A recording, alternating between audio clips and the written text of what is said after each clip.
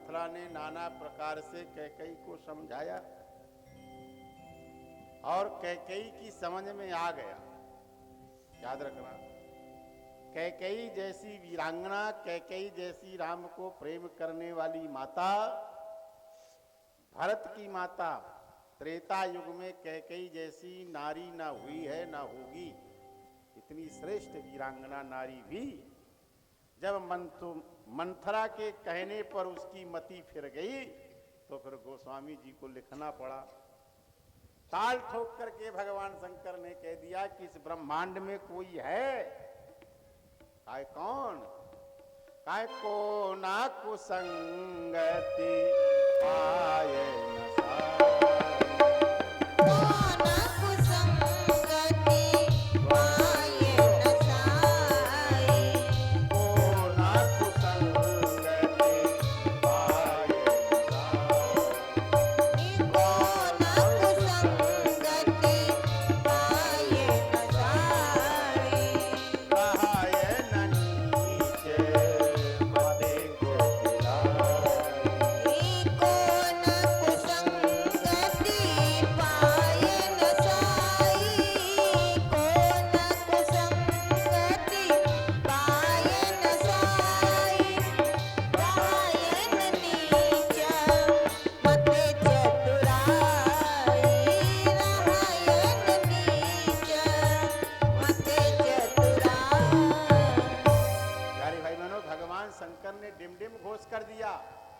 इस ब्रह्मांड में कोई है जो बुरी संगत में पड़ जाए और नष्ट न हो।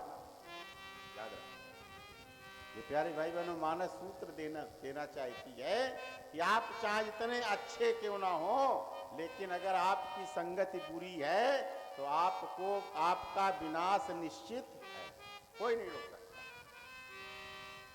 सावधान होकर के संगत करना चाहिए। ये एक ऐसी चौपाई है जिसमें कहा गया को न कुसंगत, कोई है इस ब्रह्मांड में। जब कैकेयी जैसी रानी की बुद्धि फिर गई मंथरा के साथ में रह के, तो हम और आप तो साधारण जन हैं। इसीलिए शास्त्र कहते हैं भूले संगति करय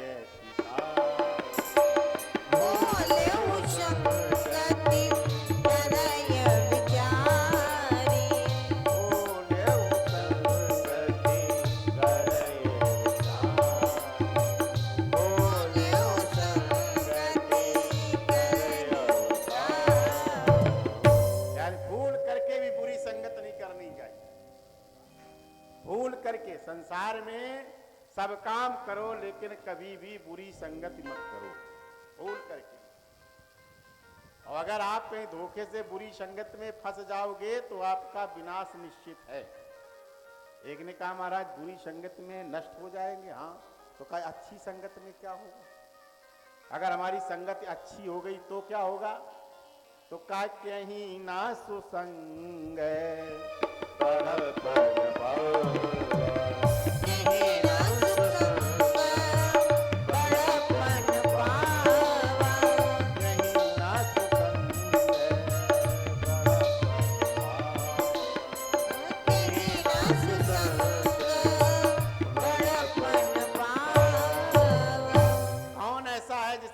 संगत की हो और उसकी प्रशंसा ना हो। हमारे जीवन की संगत कैसी है याद रखना, जैसा करोगे संग वैसा चढ़ेगा रंग, और जैसा पियोगे पानी वैसी निकलेगी वाणी, और जैसा खाओगे अन्न वैसा बनेगा। इसलिए हमें ये सब चीजें बहुत विचार करना चाहिए। खान पान हमारा कैसा है, रहन सहन कैसा है, इन सब पर विचार करना चाहिए। कैकेयी जब समय को भवन में जाकर के लेट गई तो भगवान शंकर को कहना पड़ा इसकी बुद्धि नष्ट हो गई है। और याद रखना, जब हमारे घर में जो गृहिणी होती है ना, जो लक्ष्मी होती है, जो नारी होती है, अगर उसको क्रोध आ जाए और क्रोध आने के बाद वो घर में कोप भवन पे लेट जाए, यानी गुस्सा को अपने भीतर बनाए रखे, तो समझ जाना परिवार का विनाश निश्चित है। गृह लक्ष्मी ऐसे नहीं कहा गया, गृहिणी ऐसे नहीं कहा गया। गृहिणी का तात्पर्य होता है जिसका पूरा गृह ऋणी होता है। ग्रह माने घर, पूरा घर ऋणी होता है। घर में जितने लोग रहते हैं, सास है, ससुर है, देवर है, ननद है, जेठानी है, देवरानी है, जितने भी लोग रहते हैं वे सब के सब उसके कर्जदार हो जाएं। इतनी सेवा करे तब उसको गृहिणी कहते हैं। आज कैकेयी अम्बा जाकर के कोप भवन में लेट गई। एक ने कहा महाराज उस समय कोप भवन थे। हाँ, पहले के समय राजमहल में कोप भवन बनवाया जाता था। क्यों बनवाया जाता था? अगर किसी रानी की कोई समस्या है तो वह जाकर के कोप भवन में लेट जाए, राजा साहब को पता लग जाएगा कमरा नंबर 432 में रानी साहिबा हैं, तो समझ जाएंगे कोई न कोई समस्या विद्यमान है। एक ने कहा महाराज अब भी ऐसा कोई नियम लागू हो जाए। अब भी घर में आप 5 कमरे बनवाते हो और उस 5 कमरे में कोई एक कमरा बनवा लो, उसको लिख दो कोप भवन। जब भी गुस्सा आ जाए तो उसी कमरे में चला जाए, घर का मालिक जान जाए कि आज श्रीमती जी गुस्सा है, कि लाला जी गुस्सा है, कि लाली जी गुस्सा है। जिसको भी क्रोध आ जाए उसी भवन में चला जाए। देखने का नाना भगवान बड़ी समस्या हो जाएगी। क्या पहले के समय गुस्सा कभी कभी आता था, पहले रोज क्रोध नहीं आता था। पहले कभी कभी नाराज होते थे, गुस्से होते थे तो लोग ताला खोल के चले जाते थे। और अब अगर तुमने कोप भवन बनवा दिया तो ताला कभी बंद होने वाला है ही नहीं, वहां बराबर कोई ना कोई बना ही, पूरा घर ही कोप भवन बन जाता। और जैसे कोप भवन में जाकर के कैकेयी अम्बा लेट गई, मैले कुचैले कपड़े पहन लिए, काले काले कपड़े पहने, बाल बिखरा लिए। देखो ये कोप भवन का रूप है। जो भी माता बहन घर में रहे, अपनी रहे, बाल बिखरे हो, बड़े बड़े कपड़े अस्त व्यस्त हो, तो समझ जाना ये कैकेयी आए बैठी। बिल्कुल नहीं, अस्त व्यस्त नहीं होना चाहिए। कभी भी माताओं बहनों के केस कभी नहीं खुले होना चाहिए, याद रखें। केस खुलना सबसे बड़ा अपराध होता है, दोष होता है। बाल कभी नहीं खुले होना चाहिए। हमें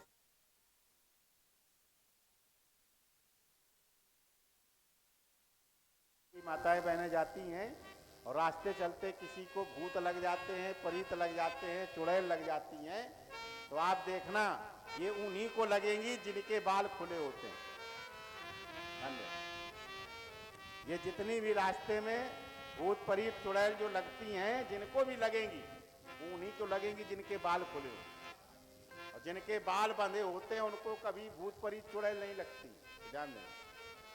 इसीलिए आप देखना जो झाड़ने वाले होते हैं ना, मंत्र से जो भूत झाड़ते हैं, चुड़ैल झाड़ते हैं, वो लोग सबसे पहले क्या करते हैं? बाल में चुटैया पकड़ते हैं और गांठी लगाते हैं ना, गांठ लगा करके उसको बांधते हैं। इसका तात्पर्य यही है कि कभी भी बाल खुले नहीं होना चाहिए। केस खुला होना नारी के लिए अभिशाप है, उस घर के लिए अभिशाप होता है। द्रौपदी ने केस खोले तो महाभारत हो गया। जहां जहां नारी के बाल खुलते हैं वहां वहां उस घर का, उस क्षेत्र का विनाश हो जाता है। इसलिए बाल खुला नहीं होना चाहिए, बना होना चाहिए। मैया सीता अशोक वाटिका में बैठी हैं, फिर भी चोटी गुई हुई है। अशोक वाटिका में विपत्ति के समय पर हैं, फिर भी उनकी चोटी बंधी हुई है। कृसतन शीस जटा एक बेर,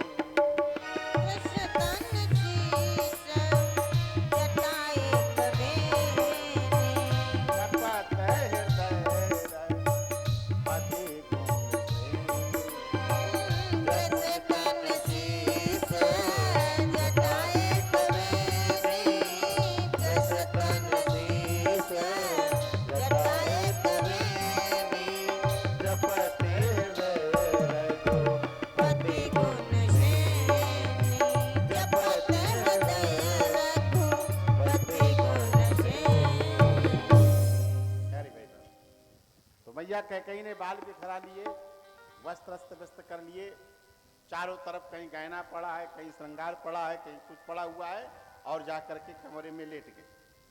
इधर सायंकाल की बेला पर राजा दशरथ जी आए, बड़े प्रसन्न थे। राजा दशरथ ने सोचा था कि कैकेयी को मैं जाकर के सूचना दूंगा और मैं जाकर के बताऊंगा कि राम का राज्याभिषेक होना है। और कैकेयी को किसी ने न बताया, मंत्रा ने पहले जाकर के बता दिया था। आज राजा दशरथ बड़े प्रसन्न हैं और गोस्वामी जी लिख रहे हैं सांझ समय शानंदन गए के गेह गवन निठुरता निकट किया जनु धरि देह स्नेह।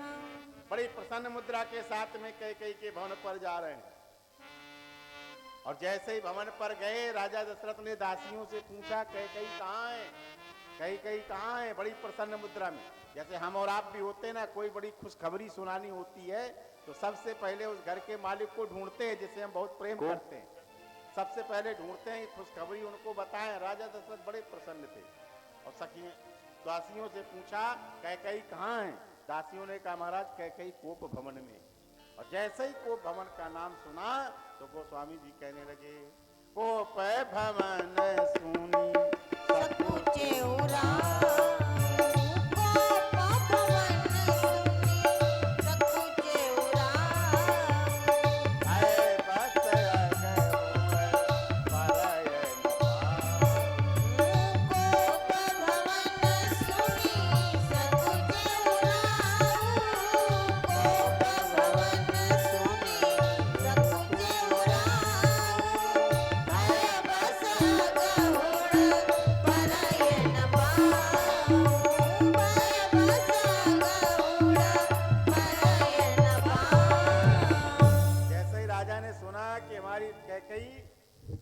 भवन में है तो इतने भयभीत हो गए कि थर थर कांपने लगे, पैर डगमगाने लगा।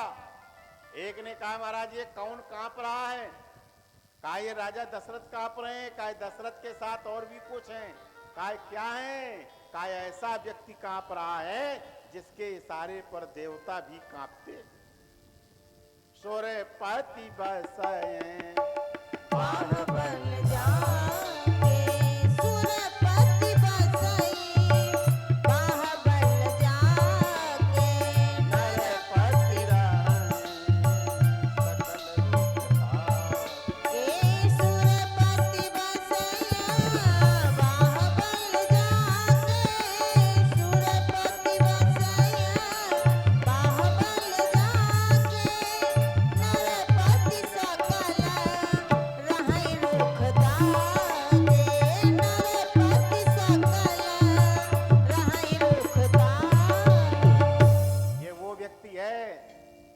भुजाओं के बल पे राजा इंद्र राज करते हैं और जिसके इशारों पर पृथ्वी के राजा राज करते हैं, ऐसा राजा भी कांप रहा है।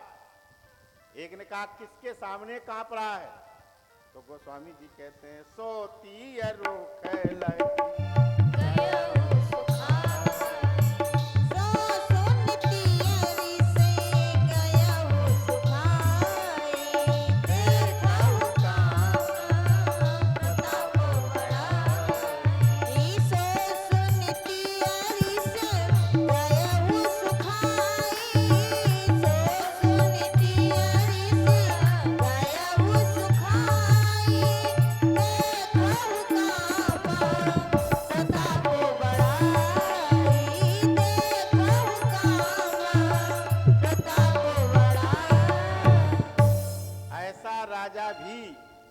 जब अपनी पत्नी को दुखी देख लिया, क्रोधित देख लिया तो ऐसा राजा भी घबरा गया, डर गया। अब याद रखो भैया, जब राजा दशरथ अपनी पत्नी से डरते हैं तो अगर हम और आप डरे तो कौन सी बड़ी बात है, डरना चाहिए। राजा दशरथ भी कांपते हैं अपनी पत्नी से। और याद रखो किस पत्नी से कांपना चाहिए, अपनी लक्ष्मी से डरना चाहिए। याद रखना लक्ष्मी जब सेवा करती है तो पैर दबाती है और अगर वही चंडिका बन जाती है तो मुंडी भी साफ कर देती है। ग्रह लक्ष्मी है, सम्मान करना चाहिए। आज राजा दशरथ जैसे ही परेशान हो गए, अंत में राजा दशरथ गए और कैकेयी को देखा अस्त व्यस्त और कैकेयी से पूछा यही भांति रानी रिसानी पर सतपानी पति निवारहि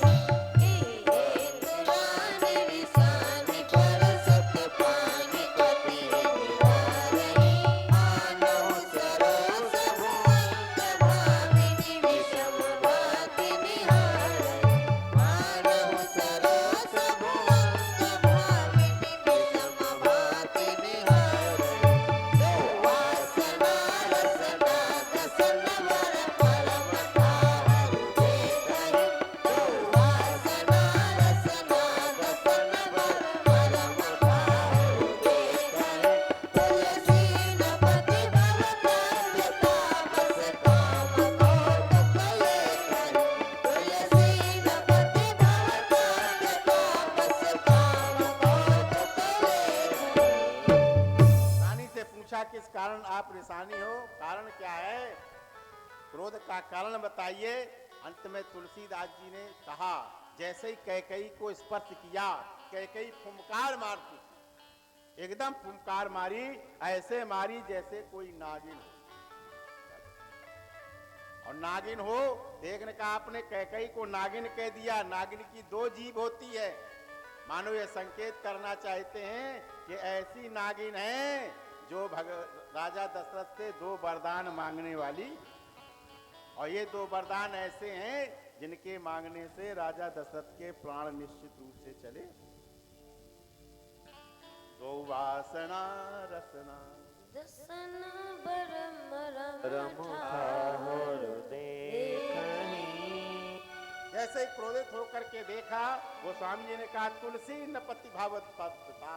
याद रखना, जो कुछ होने वाला है वैसी गतिमति बन जाती है। आप इस चक्कर में मत रहना। बहुत से ऐसे लोग हैं जो ये चाहते हैं कि महाराज हम ऐसा काम नहीं करना चाहते थे, फिर भी हो गया, जबरदस्ती हो जाता है। और याद रखना, जो चीज जबरदस्ती होती है वो तुम्हारे बस में नहीं होती, बस में नहीं होती है। उसको तो होना ही होना है, उसे कोई रोक नहीं सकता है, कितना भी आप करो। आप बहुत से ऐसे लोग देख लेना, आपको मिल जाएंगे।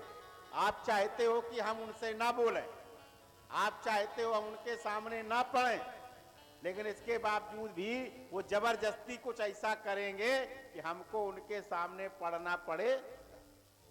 होता है, ऐसी परिस्थितियां आ जाती हैं सामने। बहुत सी ऐसी परिस्थितियां आती हैं जो हम नहीं करना चाहते, वो होता है। आज राजा दशरथ के सामने ये परिस्थिति आई। राजा दशरथ ने पूछा, रानी को मनाया। अंत में राजा दशरथ ने राम की शपथ खाई और कहा, आखिर कारण सुनाओ, कारण क्या है? और जब राम की शपथ खा ली तो उन्होंने कहा कि आपने मुझसे कहा था दो वरदान देने के लिए, लेकिन अभी तक नहीं दिया है। देने कहऊ मोहि कोई वरदान,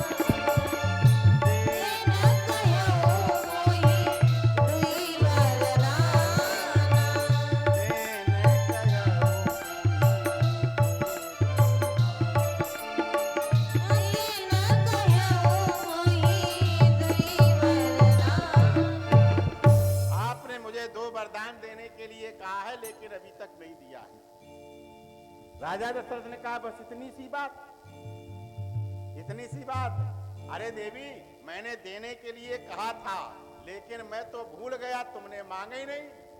और सुनो, तुम केवल दो के लिए नाराज हो, तो दो की बात मत करो, दुई के चार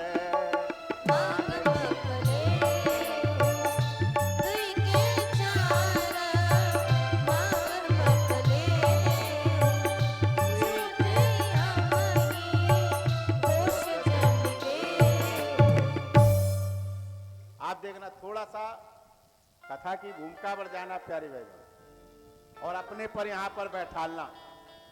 याद रखना, जब ज्यादा प्रसन्न हो तो कभी भी ज्यादा प्रसन्नता में किसी को वचन मत दो।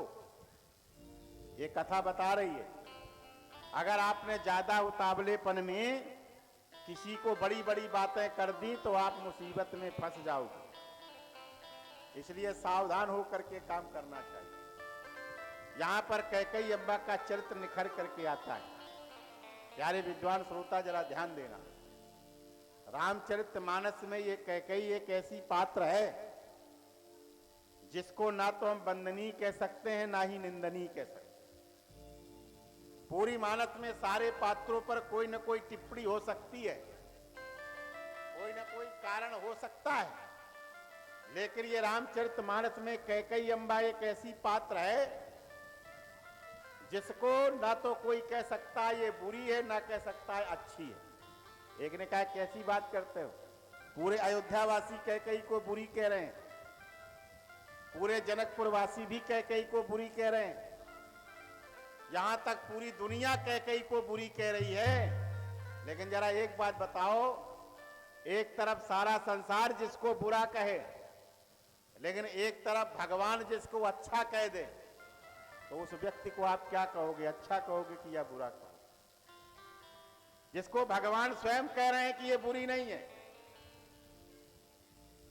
भगवान राम ने स्वयं अपने मुख से कैकेयी को ये कह दिया हो कि ये संसार के लोगों याद रखना, जननी दोष देय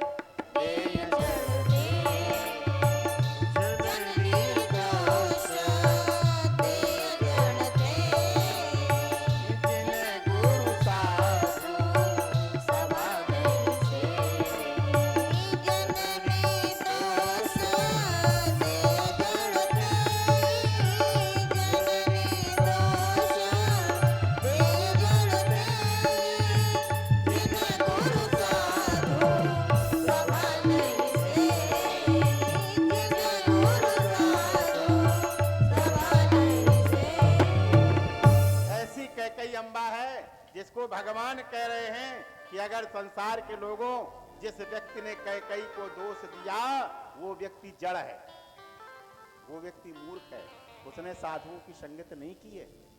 अच्छा तो महाराज ये बताओ, आप भगवान हो, हाँ, सारा संसार आपका जाप करता है, हाँ करता है।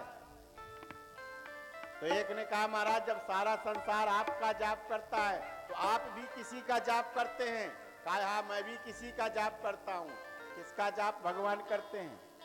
जग जप राम राम जप दे, जग जप राम राम जप दे, भरत सरिस को राम,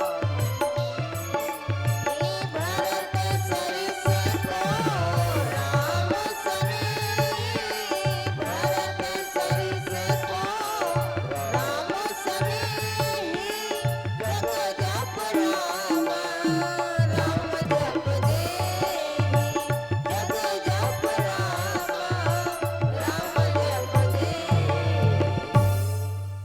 जिसका जाप स्वयं भगवान करते हैं वो भरत। यहां तक भरत से पूछा गया ये बताओ कैकेयी अच्छी है कि बुरी? तो भरत तो कह रहे हैं महाराज कैकेयी इतनी बुरी है कि इसको संसार में पैदा ही नहीं होना चाहिए। अब आप ये बताओ, भगवान कह रहे हैं कैकेयी अच्छी है और जिसका भगवान स्वयं जो भगवान का भी भगवान है वो कह रहा है कैकेयी खराब है। अब आप बताओ कि हम कैकेयी को अच्छा कहें कि खराब? मानस के विद्वान श्रोता जरा चिंतन करना और इस कथा में आपको वो चीज मिलेगी जो शायद कहीं मिलती हो कथाओं। आज कैकेयी अम्बा के चरित्र को निखार रहे हैं गोस्वामी तुलसीदास जी। कैकेयी को जिस समय पता लगा कि राम को राजा बनना है, अयोध्या का राजा बनना है, उसी समय कैकेयी की बुद्धि फिर गई और कैकेयी को भवन में आ गई। लेकिन याद रखना क्यों फिर गई, जरा इस पर विचार कर। कैकेयी अम्बा वरदान भी मांगने जा रही है, तो वरदान मांग रही है, लेकिन कैकेयी वरदान क्यों मांग रही है जरा विचार करना। कैकेयी को जैसे ही पता लगा कल राम को राजा बनना है, टीका होना है, टीका। तो प्यारे भाई बहनों, टीका दो प्रकार का होता है, एक होता है यश का टीका और एक होता है अपयश का टीका। दो प्रकार का टीका होता है कि नहीं होता है? एक होता है कलंक का टीका और एक होता है अच्छाई का टीका। दो प्रकार का तिलक होता है ना। तो कैकेयी अम्बा ने सोचा कि मेरे राम को अगर अयोध्या का राजा बन गया तो मेरे राम को कलंक का टीका लग जाएगा, मेरे राम के जीवन में कलंक लग जाएगा। एक ने कहा महाराज राम अगर अयोध्या के राजा बन जाएंगे तो कलंक का टीका लग जाएगा, ये कैसे हो सकता है? तो जरा आपसे एक बात जरा विचार करके देखो। जैसे हम आपके यहां पर कथा बांचने के लिए आए हैं और कथा बांचने के लिए अगर हम आपके यहां पर आए हों, आपने हमें कथा बांचने के लिए बुलाया है और हम कथा बांचने की अपेक्षा आपके भदोही में जाकर के सब्जी का ठेला लगा के बेचने लगे तो हमारा सम्मान बढ़ेगा कि अपमान होगा? बोलो बोलो, अपमान होगा ना। अरे भाई कथावाचक, कथा कहने आए तो हम कथा कहेंगे तो सम्मान होगा ना, और कथा के अलावा हम जाकर के सब्जी बेचने लगे, गड़बड़ हो जाएगा ना। हाँ, कैकेयी ने कहा गड़बड़ हो जाएगा, कहा हाँ हो जाएगा। अच्छा दूसरी बात, एक बात और बताइए आप, अगर आपके प्रेम बस आपके प्रेम बस आपके व्यवहार में भारत देश का राष्ट्रपति आपके घर आ जाए, प्रधानमंत्री जी आपके घर आ जाए आपके प्रेम के कारण, और जब आपके घर में आ जाए प्रधानमंत्री जी और इसके बाद आप पूरे क्षेत्र में, माधवपुरा क्षेत्र में, तिवारीपुर क्षेत्र में आप मुनादी पिटवाओ और पूरे लोगों से कहो कि मैं अब इनको, प्रधानमंत्री जी को अपने गांव का सभासद नियुक्त करता हूं, तो बोलो ये राष्ट्रपति जी का, प्रधानमंत्री का सम्मान है कि अपमान? बोलो बोलो, अपमान है ना। अरे वो तो पहले से राष्ट्रपति हैं, पहले से प्रधानमंत्री हैं, और आपके प्रेम के कारण आपके घर में आ जाएं, और घर में आने के बाद आप मुनादी पिटवा करके मोहल्ले वालों को बुलाओ और कह दो हम गांव का एक सभासद बनाते हैं, प्रधान भी नहीं, सभासद। ये अपमान हुआ ना, हुआ कि नहीं हुआ? बोलो हाँ कि ना। बात समझ आ रही ना। कैकेयी अम्बा वीरांगना है, कैकेयी बुद्धिमान है। कैकेयी ने कहा मेरे राम को अयोध्या का राजा बनाया जा रहा है, और मेरा राम है कौन? मेरा राम कौन है? कौन है? 14 भुवन एक पति होई।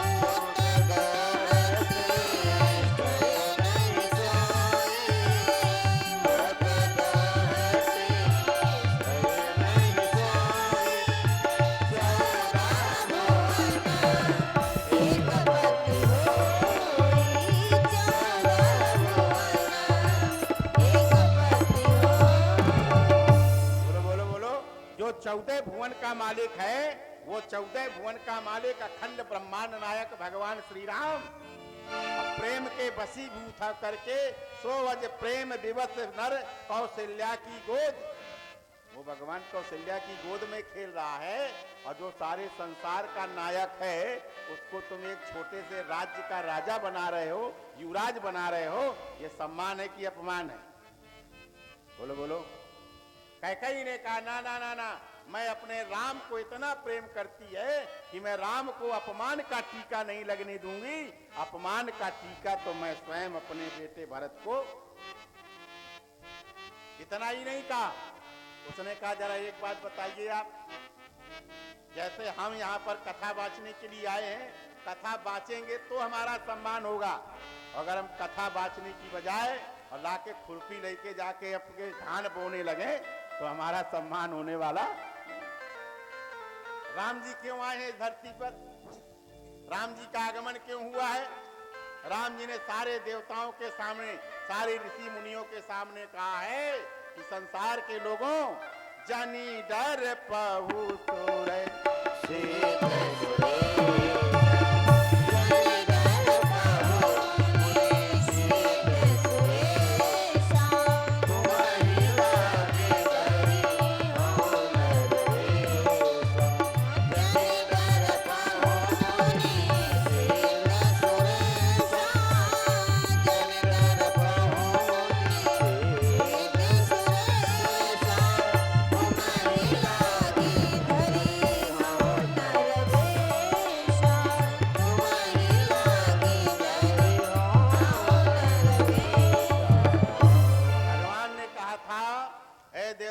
डरो मत, मैं तुम्हारे लिए इस धरती पे अवतार लूंगा। अवतार लेकर के क्या करोगे? क्या राक्षसों का वध करूंगा, सारे संसार से हरिहूं सकल भूमि गरुआई, मैं पृथ्वी को राक्षसों से हीन कर दूंगा। मेरा राम इस संसार में राक्षसों का वध करने के लिए आया है, और अगर मेरा राम राक्षसों को वध करने की अपेक्षा अयोध्या का राजकाज संभालेगा तो बोलो मेरे राम के ऊपर कलंक लग जाएगा कि नहीं? बात समझ आ रही है? कैकेयी का दर्शन है ये। कैकेयी ऐसे नहीं वरदान मांगती है।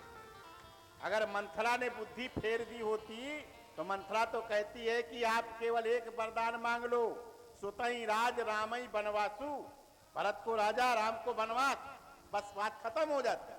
लेकिन कैकेयी कह रही है ना ना ना, मैं राम को बनवास मांगूंगी, मगर कब तक? जब तक मेरे राम को यश का टीका नहीं लग जाता तब तक। जरा विचार करना, और कैकई ने ये सोच करके कि मुझे राम को अपयस का टीका नहीं लगाना, तो एक ने कहा टीका तो लगेगा। अब राजा दशरथ ने कहा है टीका तो लगेगा, मगर टीका किसका लगेगा? कलंक का टीका मेरे सर पर लगेगा और यश का टीका मेरे प्यारे राम के सर पर लगेगा। अब आज मैया कैकई ने कलंक का टीका मांगा। क्या मांगती है जरा विचार करना। जैसे ही राजा दशरथ आए, 2 वरदान मांगने के लिए कहा, तो रानी कैकई हाथ जोड़ करके कहने लगी, महाराज मुझे टीका दे दो, टीका। अच्छा भरत टीका चाहिए? हाँ, तो कैसा टीका मांग रही है? गोस्वामी जी कह रहे हैं, जो मोरे मन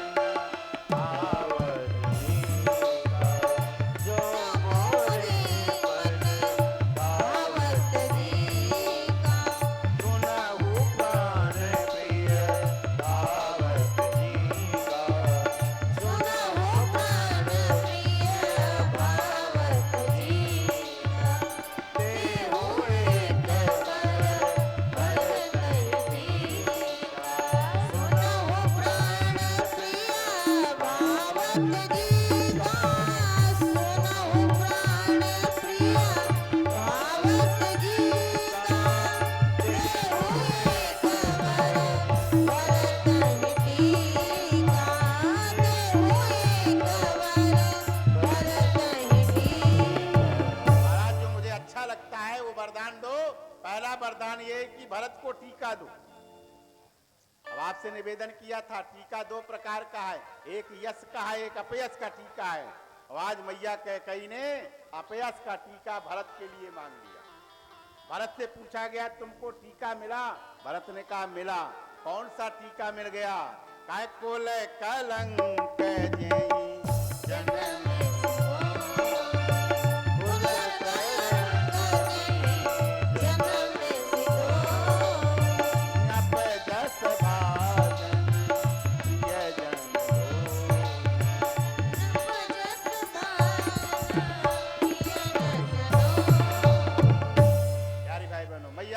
भरत के लिए टीका मांग लिया।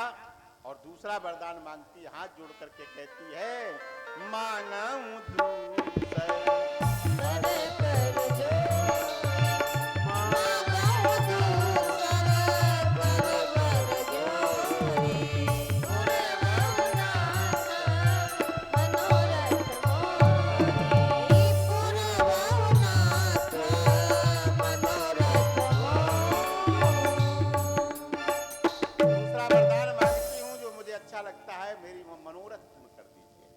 दूसरा वरदान क्या चाहती हो?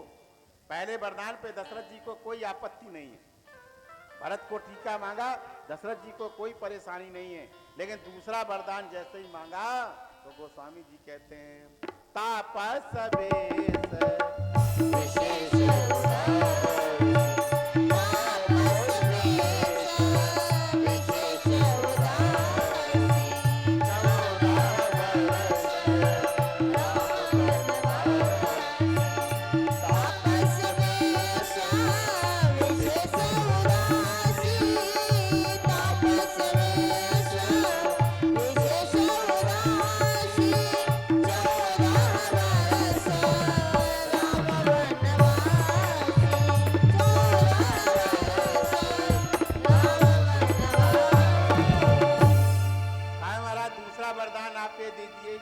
साल के लिए राम का वनवास।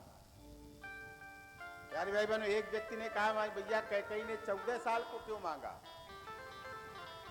अरे 12 साल मांग लेती, 18 साल मांग लेती, जिंदगी भर के लिए मांग लेती अगर वरदान।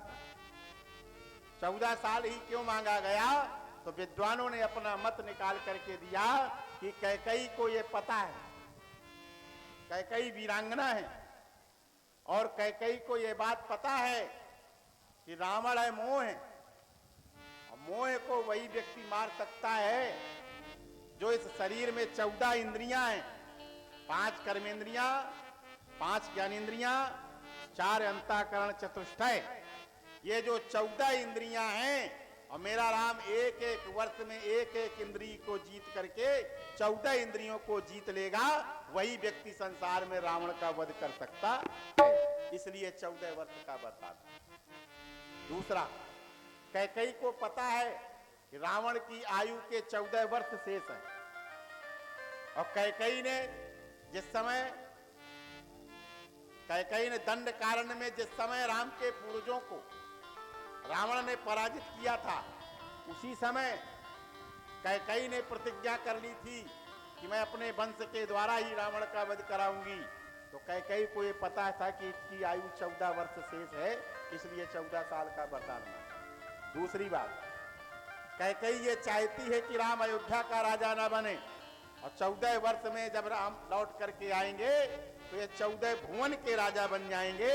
तो गोस्वामी जी कहेंगे 14 भुवन एक पति हो,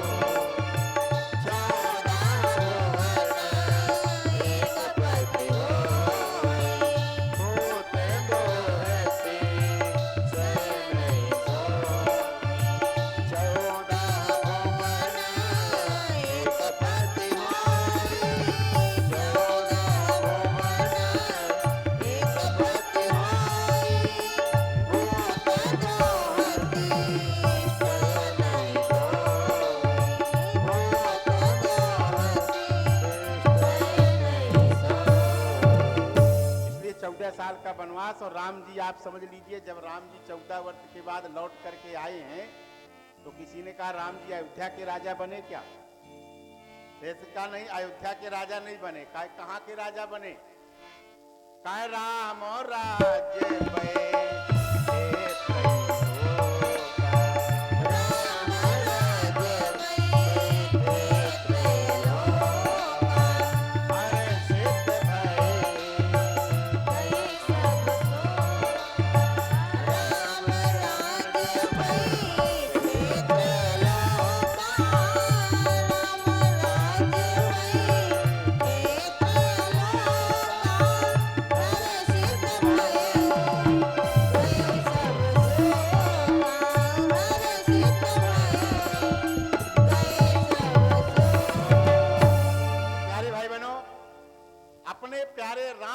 कैकेयी अयोध्या का राजा नहीं बनाना चाहती है।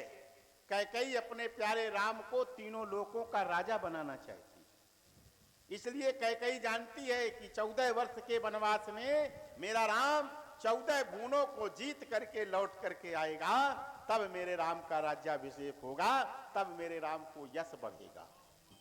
और मेरे एक ने कहा फिर भरत को टीका क्यों ले रहे हो?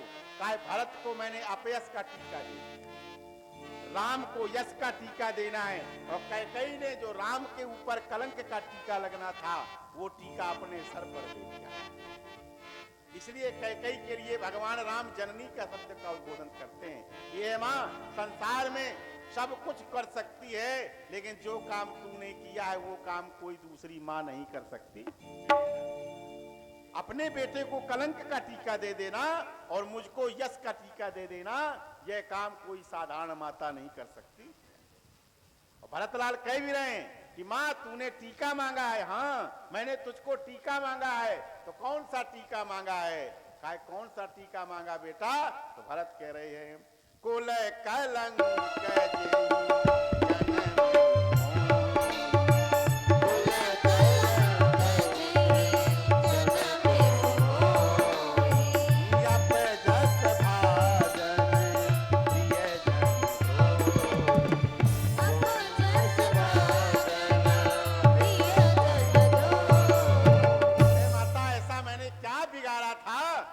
मुझे अपयश का टीका ले लिया, इतना बड़ा कलंक दे दिया कि इस विमल वंश में कोई कलंकित व्यक्ति नहीं था और तूने मुझे कलंक,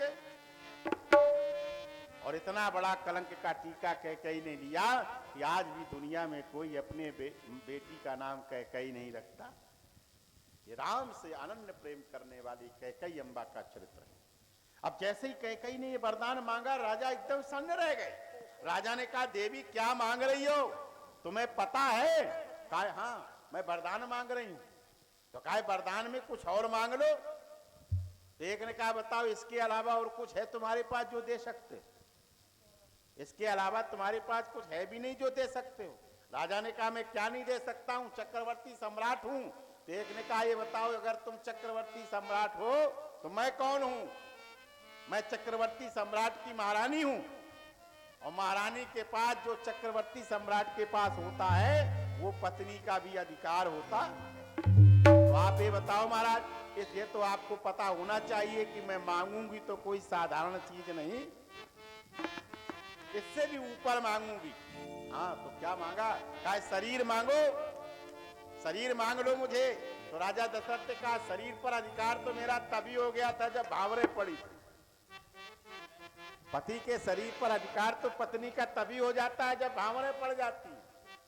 तो फिर कहा उससे भी ऊपर की कोई चीज है, प्राण मांग लो। तो कहा वो प्राण तो तुम पहले हो जाते हो। हर पत्नी कहती है तुम हमारे प्राण प्रिय हो, तो हमारे प्राण प्रिय हो। तो कहा प्राण भी तुम्हारे हमारे हैं। कहा फिर इससे भी कोई ऊपर की चीज मांगी जाएगी। वो क्या है? कहा प्राण प्राण के जीवन जिए, प्राण प्राण के जीवन जिए। प्राणों के भी जो प्राण हैं वो है राम। प्राणों के भी जो प्राण हैं वो है राम। और तुम्हें राम को 14 वर्ष का वनवास देना। राजा दशरथ ने कहा अगर राम चले गए तो मैं मर जाऊंगा, राम चले गए तो मैं मर जाऊंगा। कैकेयी ने कहा सुनो, अगर राम नहीं गए तो मैं मर जाऊंगी। अब बड़ी समस्या हो गई ना। जिसके घर में ये आफत हो बताओ क्या करेगा। पति कहता है अगर तुम्हारी बात मैंने मानी तो मैं मर जाऊंगा, और पत्नी कहती है अगर ना मानी तो मैं मर जाऊंगी। अब बेचारा पति क्या करेगा? बोलो बोलो, कह भी रहे। राजा दशरथ ने कहा कि मांगो माथे अब ही दूं तो, मांग मांग अब ही दूं तो, राम विरह जनि मारे मोही। मांगो मात अब ही दूं तो ही, मांगो मात अब ही दूं तो ही, राम विरह जनि मारे मोही।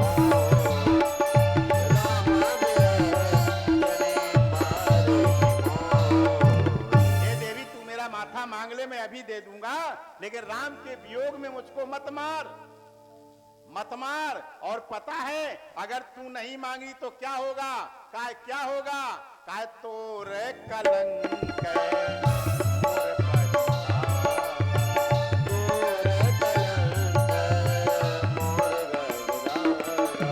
हे रानी, तुझे कलंक लग जाएगा और मेरे जिंदगी का पछतावा रहेगा कि मैं राम को राजा नहीं बना पाया। याद रखना, ऐसा कलंक लगेगा कि मरने के बाद भी मिटने वाला नहीं है। लेकिन कैकेयी कह रही है कि दुनिया का सारा कलंक मैं लेने को तैयार हूं, लेकिन मेरे राम पर कलंक नहीं लगना। राम के लिए त्याग करने वाले के लिए। और आपसे बताया ये साधारण नहीं है कैकेयी का निर्णय। अपने पति को भी त्याग रही है पुत्र के लिए, अपने पति को भी त्याग रही है राम के लिए। ऐसी कौन सी नारी हो? कैकेयी को पता है मेरा राम त्रैलोक का स्वामी है। और आपसे निवेदन कर दिया था कि कलंक उसी को कहते हैं। जैसे आपको अभी बताया, स्मरण में होगा कि आपके प्रेमवश आदरणीय त्रिपाठी जी, आपके प्रेमवश आपके देश का राष्ट्रपति आ जाए, आपके घर में रहने लगे, और रहने के बाद आप 4 दिन 10 दिन 15 दिन बाद क्या करो? आप अपने गांव मोहल्ले में मुनादी पिटवाओ। मुनादी पिटवा के पूरे मोहल्ले से कहो कल हम इनको अपने गांव का सभासद नियुक्त करेंगे। बोलिए, राष्ट्रपति का सम्मान है कि अपमान है? यह अपमान है ना। तो मेरा राम कौन है? मेरा राम अयोध्या का राजा बनेगा? भी ढोल बजा करके अयोध्या का राजा बनाओगे? राम अयोध्या का राजा है क्या? राम तो तीनों ब्रह्मांड नायक, अखिल ब्रह्मांड नायक है। वो पूरे ब्रह्मांड का जो नायक हो उसको राजा अयोध्या का नहीं बनाया जा सकता। अगर बनाया जाएगा तो कलंक लग जाएगा। कैकेयी ने कहा मैं राम पर कलंक लगने दूसरा, मेरा राम अगर अयोध्या का राजा बन गया तो जिस कारण आया है, राक्षसों का वध करने के लिए आया है, तो राक्षसों का वध नहीं कर पाएगा और राजकाज में ही अपना जीवन खपा। इसलिए मैं तो पहले राम जिस लिए आया है, पहले वही काम करने के लिए वरदान मांगा। अंत में जब ये कहा नहीं माने, तो अंत में कह उठी, प्रात काल मुनि वेश धरी, जो न राम बन गाना। प्रात काल मुनि वेश धरी, जो न राम बन गाना। मोर मरण राउर अजस नृप समझिए मन। हे राजन, अगर प्रातःकालीन राम बन नहीं गए मुनि का वेश धारण करके, तो कल मेरा मरना हो जाएगा और तुम्हें अपयश मिल जाएगा। और याद रखना प्यारे भाई बहनों, दुनिया में सब कुछ चला जाए वापस आ जाएगा, लेकिन अगर तुम्हारी प्रतिष्ठा चली गई तो वापस आने वाली। प्रतिष्ठा नहीं जानी चाहिए, सब कुछ चला जाए। सम्मान नहीं जाना चाहिए, सब कुछ चला जाए। धन गए धन चला जाएगा, याद रखना। आपका कोई एक अंग चला गया, काम चल जाएगा, लेकिन अगर आपके जीवन में प्रतिष्ठा नष्ट हो गई तो फिर काम चलने वाला। संभावित कहूं अपयश लाभ,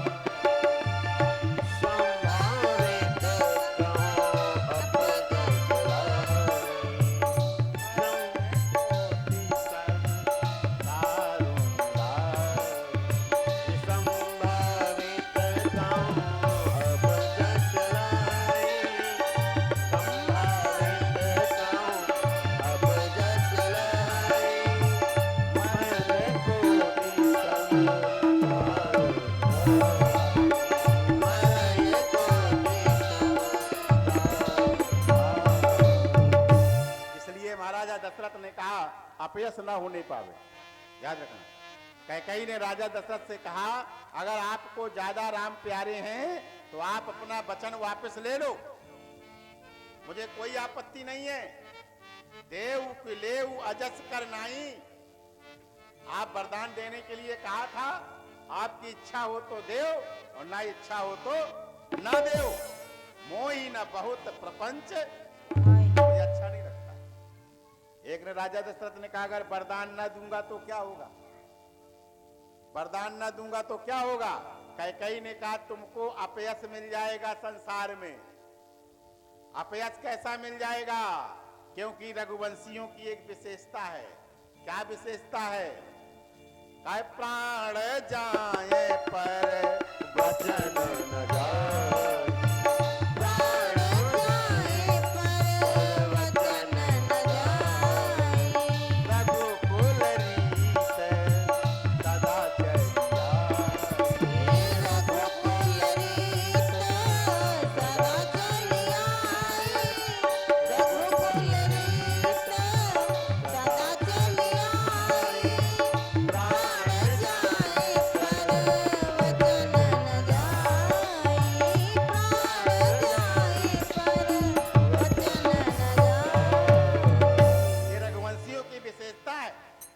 प्यारे भाई बहनों।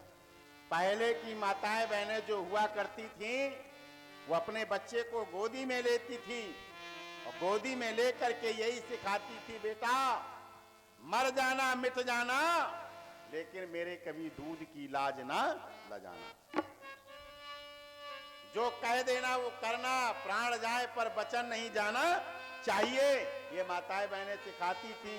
लेकिन आज के समय पर चौपाई बदल गई है।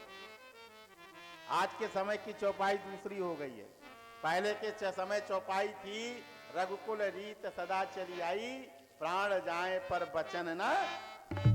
लेकिन आज की चौपाई कहती है कि हम कुल रीत सदा चली आई, वचन जाए पर प्राण न। वचन चला जाए, जो कहा है कोई दिक्कत नहीं। कई ऐसे लोग होंगे जो कहते शाम को कुछ और है और सवेरे कुछ और। वचनों का कोई महत्व नहीं रह गया। राजा दशरथ से कहा गया वचन मोड़ दो, अगर वचन के पक्के रहोगे तो भगवान चले जाएंगे, तुम्हारे प्राण चले जाएंगे। तो राजा दशरथ ने कितनी अच्छी बात कही, कहा चाहे भगवान चले जाएं, चाहे प्राण चले जाएं, पर मेरा वचन नहीं जाना। ये स्थिति है, याद रखना। एक का वचन का पालन क्यों करते हो, कहा ये सत्य है, कहा सत्य का पालन क्यों किया जाता है, कहा सत्य बोलने से भगवान मिल जाते हैं,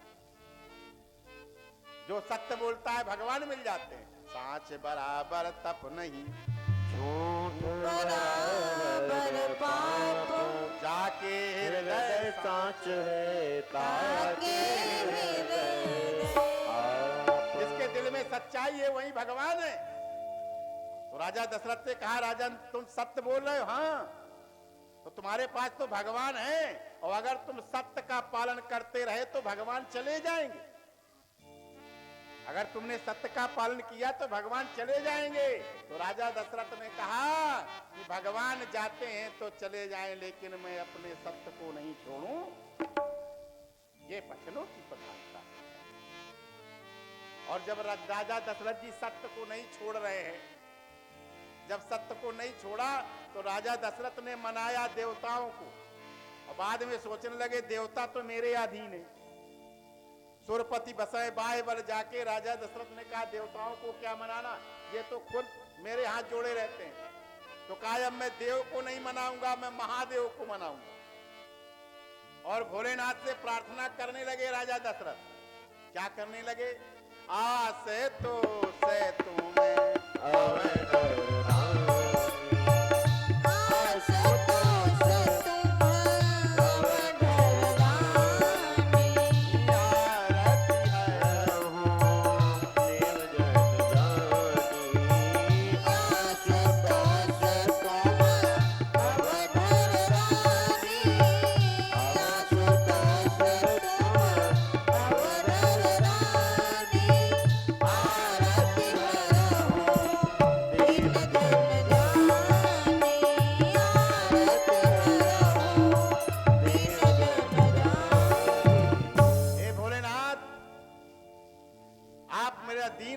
देखिए मैं कितना दीन हूं, मेरे दुख को दूर करिए।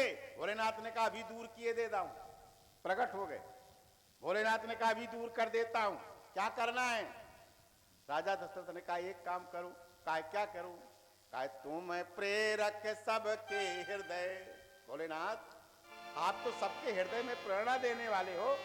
भोलेनाथ ने कहा हाँ बिल्कुल देने वाला हूं। तो कहा फिर एक काम कर दो।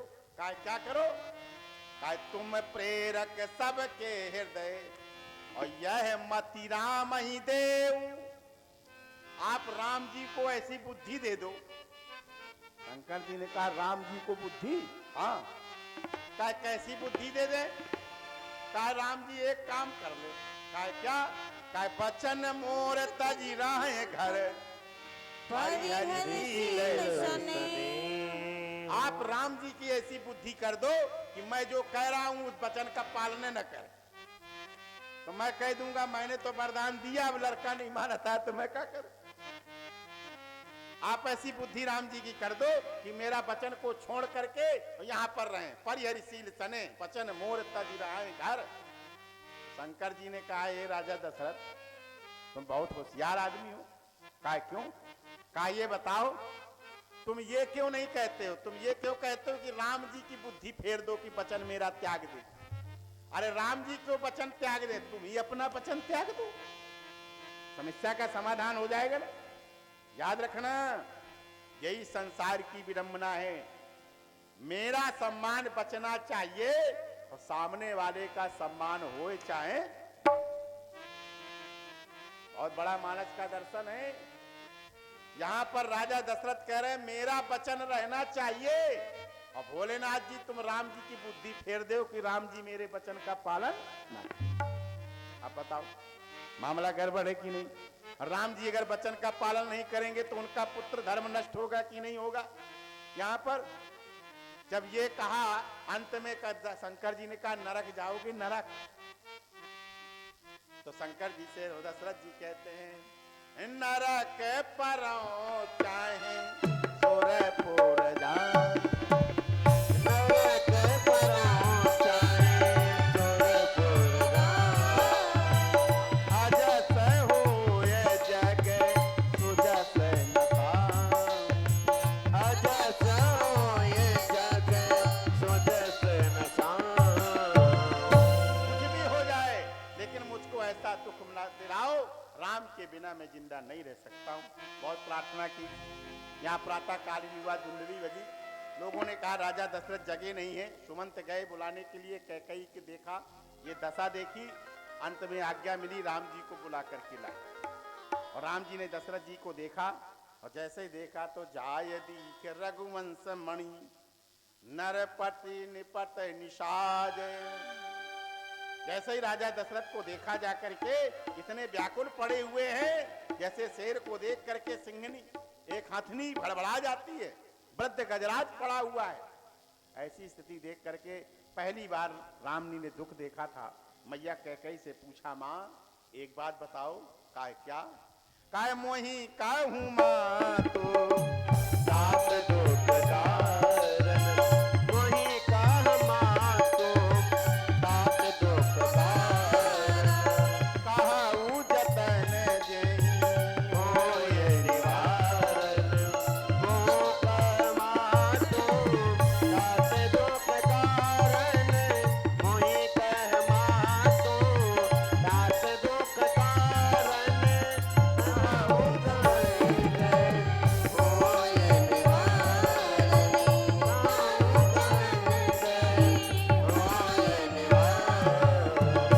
माता मेरे पिता के दुख का कारण कहो।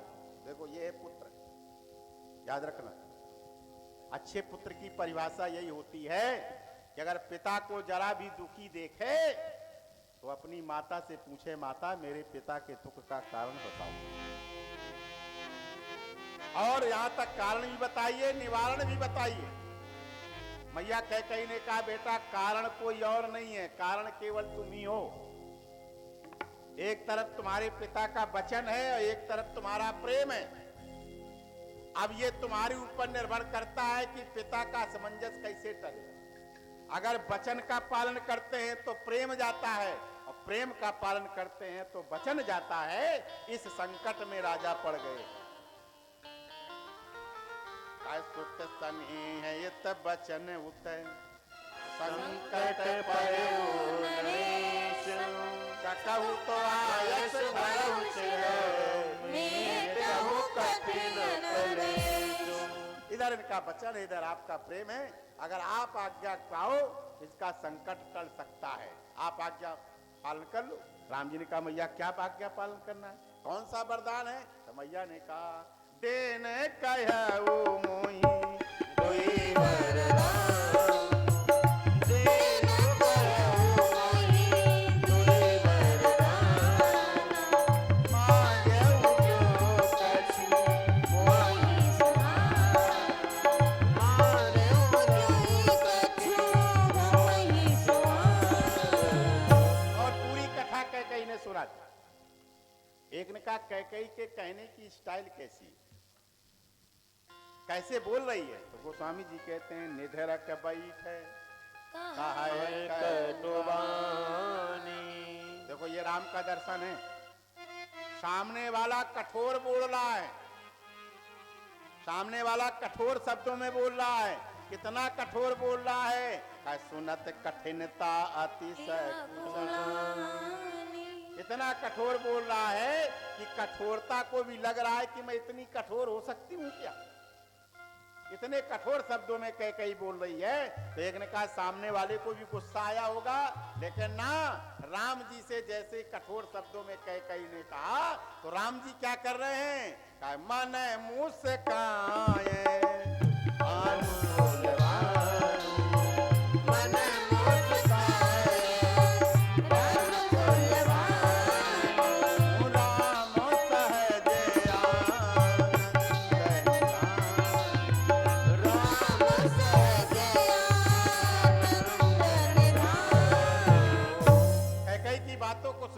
राम जी मने मन मुस्कुरा रहे हैं।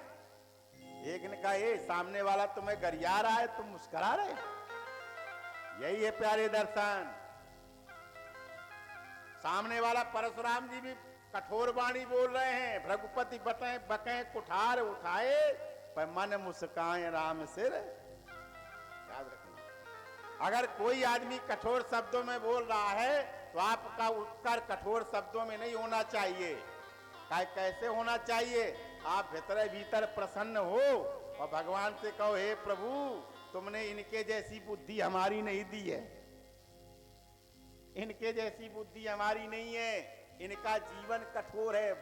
कठोरता किसकी आती है? जो हल्का होता है। याद रखना, क्रोध उसी व्यक्ति को आता है जो हल्का होता है, और हमेशा क्रोध कमजोर पे आता है, ताकतवर पे नहीं आता। ये भी ध्यान रखना, ताकतवर व्यक्ति पे क्रोध नहीं आता है।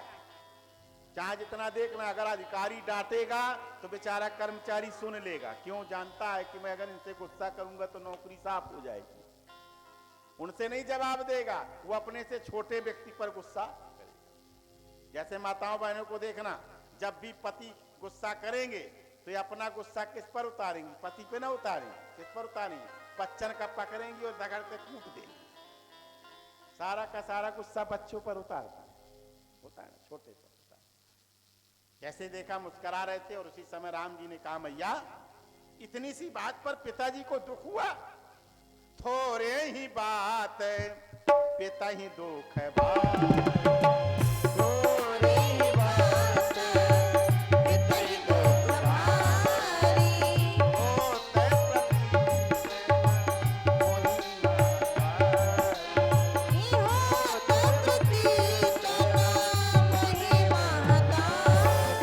इतनी छोटी सी बात, 14 वर्ष का वनवास, भैया भरत को राज।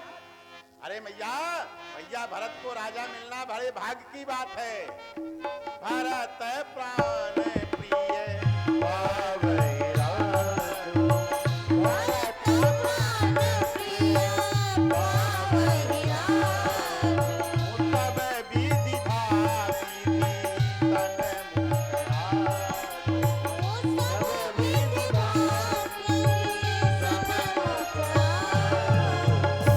तन चक्रवर्ती सम्राट पा रहे थे, लेकिन भैया भरत राजा बनेंगे, राम बड़े प्रसन्न हो गए। माता, आज विधाता मेरे अनुकूल हो गया है, मेरा भाई राजा बनेगा।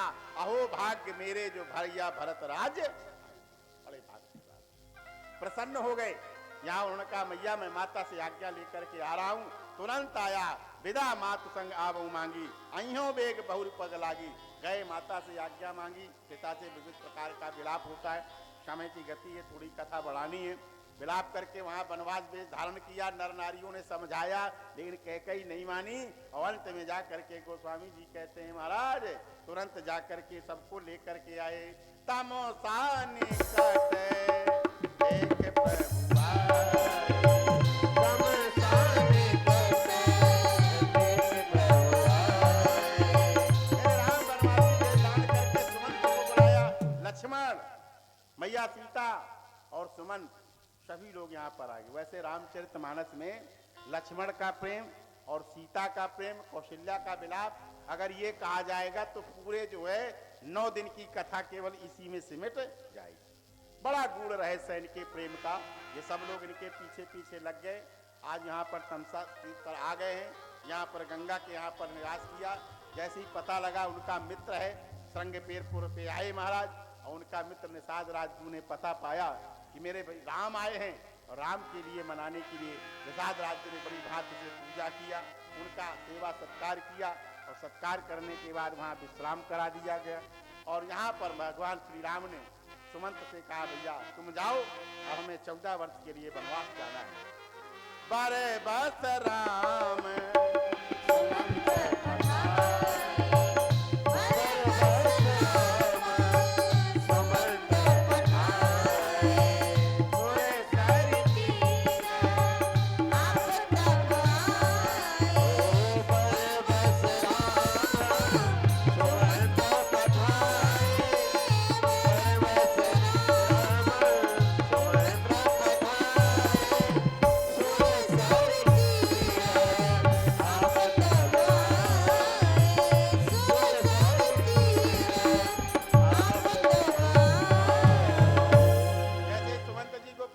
गंगा के किनारे आए और रामचरितमानस का ये अद्भुत प्रसंग है। थोड़े से समय में आप इस अद्भुत प्रसंग को जरूर अवलोकन करें, जरा झांकी। रामचरितमानस में कहते हैं सारा संसार भगवान से मांगता है, सारा संसार भगवान से मांगता है, लेकिन रामचरितमानस में एक ऐसा प्रसंग है जहां पर भगवान स्वयं मांगते। भगवान ने केवल 2 लोगों से मांगा है इस ब्रह्मांड में, तीसरे किसी से नहीं मांगते। काहे पहला किससे मांगा? काहे पहला शंकर जी से मांगा। शंकर जी से क्या मांगा था? अब विनती मम सुनहु शिव जो तो जाय बियाहु शैल जहीं, यह मोहि मांगे दे। ये मुझे मांगने पर दो। शंकर जी से मांगा। एक ने कहा शंकर जी से क्यों मांगा? याद रखना, भगवान उसी से मांगते हैं जिसके पास गंगा होती है, ये भी ध्यान रखना। जिसके पास गंगा होगी भगवान उसके सामने झोली फैला लेते हैं। और शंकर जी की जटाओं में गंगा है, शंकर जी के जटाओं में गंगा है, इसलिए यह मोहि मांगे देव। और एक जगह और मांगा, कहा क्या? कहा जिससे मांग रहे हैं उसके बगल में ही गंगा बहती है। कहा किससे मांगा? कहा मांगी नावे न केवट मांगी नावना, केवट आना। कहे तुम्हारे परम में जान। मांगी नावना, केवट आना। मांगी नावना, केवट आना। कहे तुम्हारे परम में जाना। कहे तुम्हारे परम में जाना।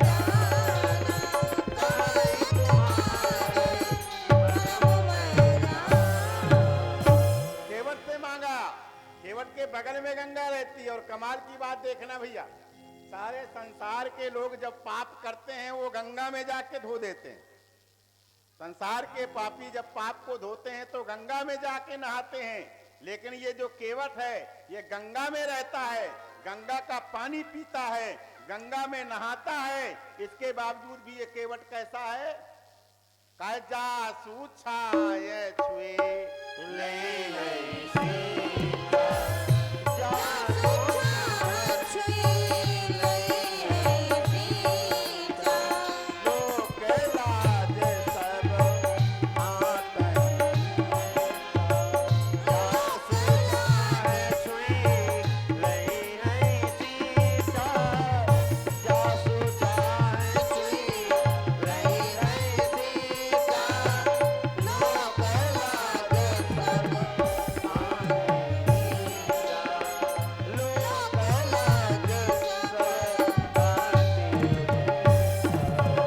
क्या संदेश देना चाहती है कथा? याद रखना, संसार के लोग पाप करते हैं तो गंगा में नहा लेते हैं, पाप हट जाता है। लेकिन ये केवट गंगा में रहता है, गंगा में नहाता है, गंगा का पानी पीता है, लेकिन फिर भी ये जो है इसकी छाया पड़ जाए तो लोगों को गंगा में नहाना पड़ता। क्या संदेश है? दुनिया में पाप करोगे तो पाप गंगा धो देगी, लेकिन अगर गंगा में रह करके पाप करोगे तो दुनिया में कोई धोने वाला।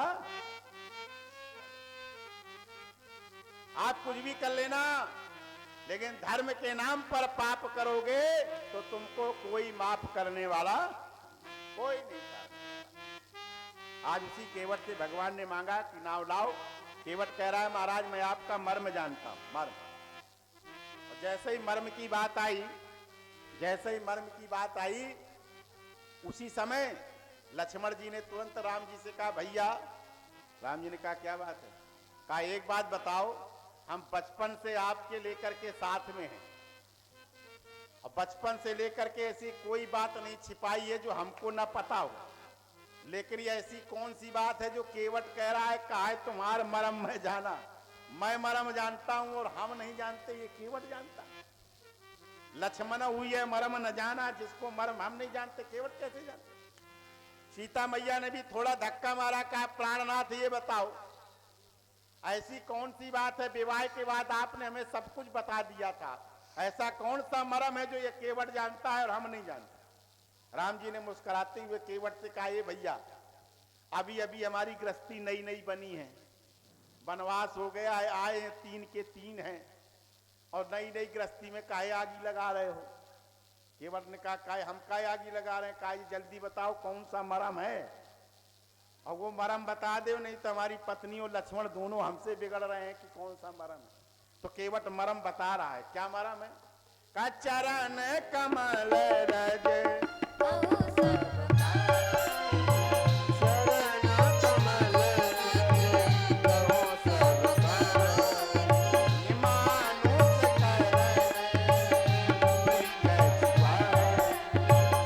मानुष करनी मूल कछुआ। महाराज आपके चरण कमलों में, राम जी ने कहा चरण कमलों में तो पूरी दुनिया जानती है। कहा नाना, चरण कमल की रज में प्रताप है, और इस रज में एक चमत्कार है कि मनुष्य बनाने की ये फैक्ट्री है। ये मनुष्य बना देती है जिसके चरण कमल पड़ जाते हैं ये रज में। तो राम जी ने कहा तो इसमें समस्या क्या है? अरे भाई, जो पशु हो उसको मनुष्य बना दिया जाए तो कोई गड़बड़ है क्या? और याद रखना, राम जी से जो भी मिला है राम जी ने उसको मनुष्य बना दिया है या तो अपने जैसा बना दिया है। अगर गीधराज जटायु बना तो उसको अपने जैसा बना दिया है। गीध देह तज धरि हरि रूपा, अपने जैसा बना दिया। और पशु मिले यानी बंदर मिले तो उनको मनुष्य बना दिया। हनुमदादि आदिक सब वीरा धरे मनोहर मनुज सैया। मनुष्य बनाने की पाठशाला। राम से जो भी मिलेगा राम जी या तो उसको मनुष्य बना देंगे या तो देवता बना देंगे, लेकिन रावण से जो मिलता है रावण उसको पशु बनाता है, इसके अलावा कुछ बनाता। रावण जानवर बना देता।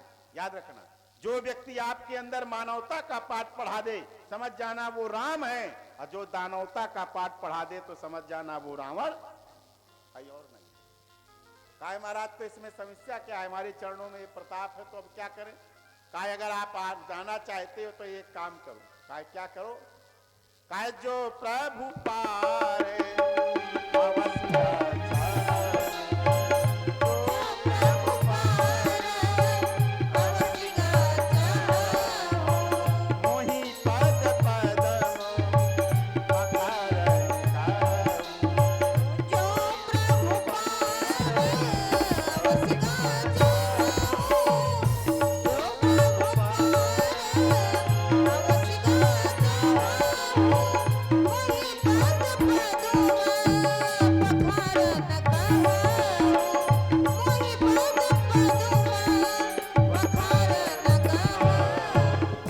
महाराज, अगर आप पार जाना चाहते हो तो अपने चरणों को धोने के लिए कहो।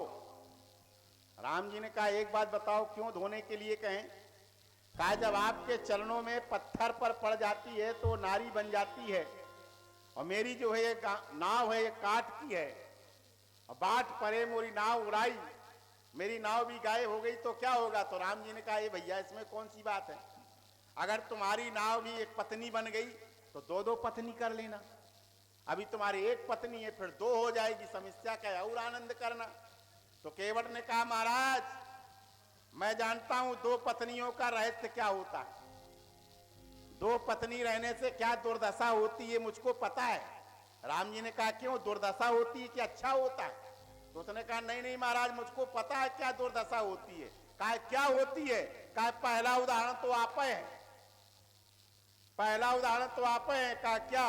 कहा अगर आपके पिताजी के एक पत्नी होती तो आप झोरा टांगे घूमते होते क्या? आप झोरा टांगे घूमे होते क्या? आपके पत्नी की पिताजी की तीन तीन पत्नियां थी तभी तो झोरा टांगे घूम रहे हो पत्नी और भाई के साथ। तो इसलिए मुझे पता है कि अगर ज्यादा पत्नियों से क्या नुकसान है। तो एक ने कहा चलो कोई बात नहीं है, चलो जैसा भी है हो जाएगी। तो कहा महाराज अगर पत्नी मिले चलो कोई बात नहीं है, वो अगर मेरी पत्नी बने तो भी कोई समस्या नहीं है, लेकिन एक समस्या बड़ी जटिल है। कहा क्या? कहा वो जो पत्थर की नारी थी वो गौतम की बन के चली गई थी, वो पत्थरा थी तो गौतम ऋषि की बन के चली गई थी। अब ये लकड़ी की नाव है, कौनो मुनि की पत्नी होए तो नाव भी चली गई और पत्नी भी चली गई, दोनों चली जाएगी तो बड़ी समस्या होगी। तारे नीऊ मुनि घर धरने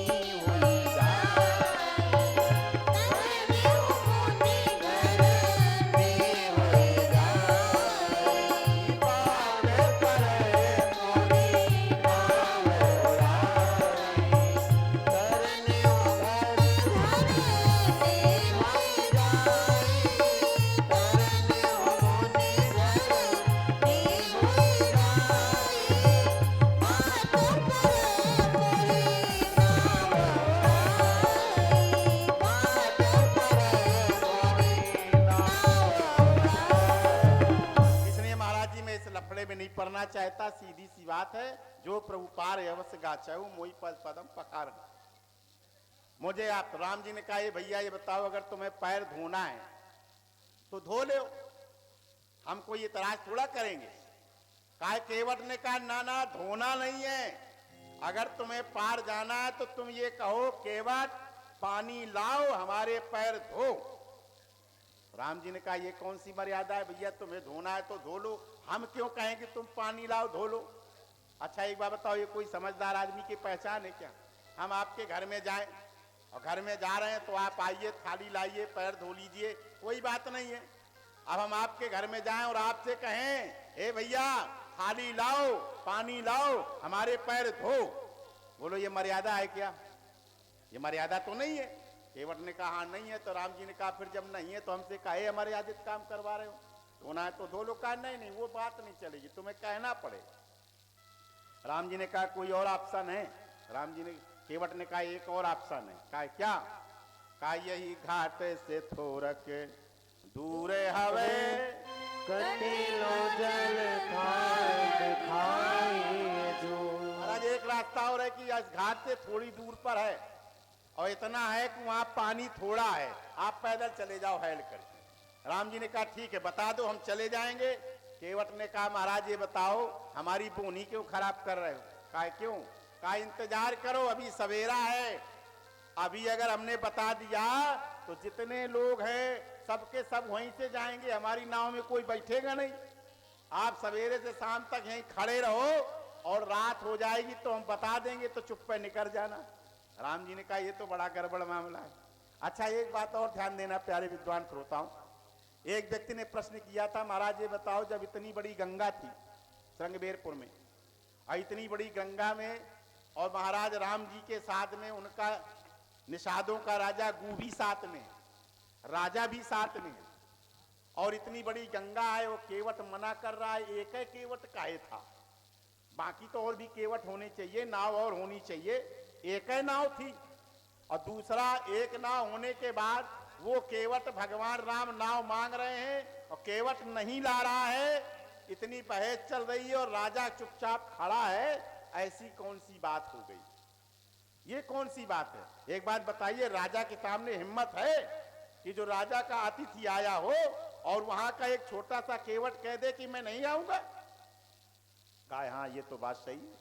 इसके बारे में जरा विद्वानों के द्वारा जो कथानक मिला है जरा उसको समझेंगे। कारण क्या है कि ये केवट अकेला था और नावें क्यों नहीं थी और केवट क्यों नहीं थे, इसके बारे में कहा गया है। एक बार निषाद राजगु जंगल गए थे शिकार खेलने के, शिकार खेलने के लिए जंगल में खो गए, प्यास लगी, इतनी प्यास लगी कि मारे प्यास के ये बेहोश होकर के गिर गए। अब राजा को पानी की जरूरत है, नहीं तो प्राण निकल जाएंगे। वहीं पर ये केवट जो नाव लिए खड़ा हुआ है, यह केवट भी जंगल में शिकार खेलने गया था और इसने देखा मेरे देश का राजा बेहोश पड़ा हुआ है, पानी प्यास लगी है, इसको भी प्यास लगी थी। इसने सोचा अगर मैं पानी नहीं पीता हूं तो मैं मर जाऊंगा, अगर राजा नहीं पीता है तो राजा मर जाएगा। अब क्या किया जाए? उसने सोचा मैं मर गया तो मेरे बच्चे अनाथ हो जाएंगे, इनको कौन पालेगा, और अगर मेरा राजा मर गया तो मेरा देश अनाथ हो जाएगा, उसको कौन पालेगा। ये द्वंद्व में फंसा हुआ था। अंत में इस केवट ने निर्णय लिया कि मैं मर जाऊं तो कोई बात नहीं है, मेरे बच्चे अनाथ हो जाएंगे, लेकिन जब राजा को पता लगेगा कि मेरे कारण इस केवट ने प्राण त्याग दिए हैं तो राजा दया करके मेरे परिवार का पालन पोषण कर देगा, लेकिन अगर कहीं मेरा राजा मर गया तो पूरा देश अनाथ हो जाएगा। इसलिए केवट ने यह सोच करके अपने उसका लोटे का पानी और राजा निषाद राजगुरु को पिला, और राजा को पिलाया और यहाँ ये केवट बेहोश हो गया। राजा चैतन्यता से उठा, उसने कहा अरे इसने मेरे प्राण बचाए हैं। निषाद राजगुरु ने केवट को कंधे पर रखा, अपने राज्य में लाया, पलंग पर लिटाया, पानी पिलाया। जैसे ही केवट को होश आया, केवट भड़भड़ा के खड़ा हो गया, हाथ जोड़ के कहा महाराज क्षमा करना, मुझे पता नहीं था मैं आपके आसन पर कैसे लेट गया। निषाद राजगुरु ने हाथ जोड़ लिए, कहा भैया तुमने मेरे प्राण बचाए हैं, तुमने पानी अगर ना पिलाया होता तो मैं जिंदा ना रहता, वरदान मांगो क्या चाहिए। उस केवट ने निषाद राजगुरु से हाथ जोड़ लिया, हाथ जोड़ करके कहा महाराज मैं तो प्रजा हूं, आप राजा हैं और प्रजा का ये धर्म बनता है कि राजा की रक्षा अपने प्राण दे करके भी करना चाहिए, इसलिए मैंने अपने धर्म का पालन किया है, अब इसमें वरदान लेने की कोई आवश्यकता नहीं है। बहुत कहा लेकिन फिर भी नहीं लिया। अंत में केवट ने कह दिया महाराज आप देना ही चाहते हैं तो ये जब समय आएगा मुझे जरूरत होगी तो मैं मांग लूंगा। अब आज श्रृंगवेरपुर में भगवान श्री राम आए हैं, पूरे श्रृंगवेरपुर के जितने केवट हैं सब अपनी अपनी नाव सजा रहे हैं, कोई फूलों से सजा रहा है, कोई मखमल से सजा रहा है, कोई श्रृंगार कर रहा है। एक कहता है भगवान राम मेरी नाव में बैठेंगे, दूसरा कहता है भगवान राम मेरी नाव में बैठेंगे। उसने कहा तेरी में क्यों बैठेंगे, कहा मैंने अपनी नाव में मखमल बिछाया है, उसने कहा मैंने गद्दे बिछा करके फूलों से सजाया है, मेरी नाव में बैठेंगे। सारे केवट होड़ लगाए हैं और वहीं पर एक किनारे में ये केवट पड़े पड़े खड़े खड़े रो रहा है। इतना गरीब है, इतना गरीब है कि इसको नाव में बिछाने के लिए कोई कपड़ा भी, और ये केवट रो रहा है। और केवट ने कहा हे प्रभु जिंदगी भर मैंने गरीबी देखी लेकिन मुझको गरीबी का एहसास नहीं हुआ, लेकिन आज भगवान आया है, मेरे राम आए हैं और मेरे राम आज उसी नाव में जाएंगे जिसकी नाव सबकी अच्छी होगी, मेरी टूटी फूटी नाव में कौन जाएगा, ये सोच करके रो रहा था। उसी समय उसकी पत्नी आई केवट, केवट की पत्नी का नाम पर्वतिया था।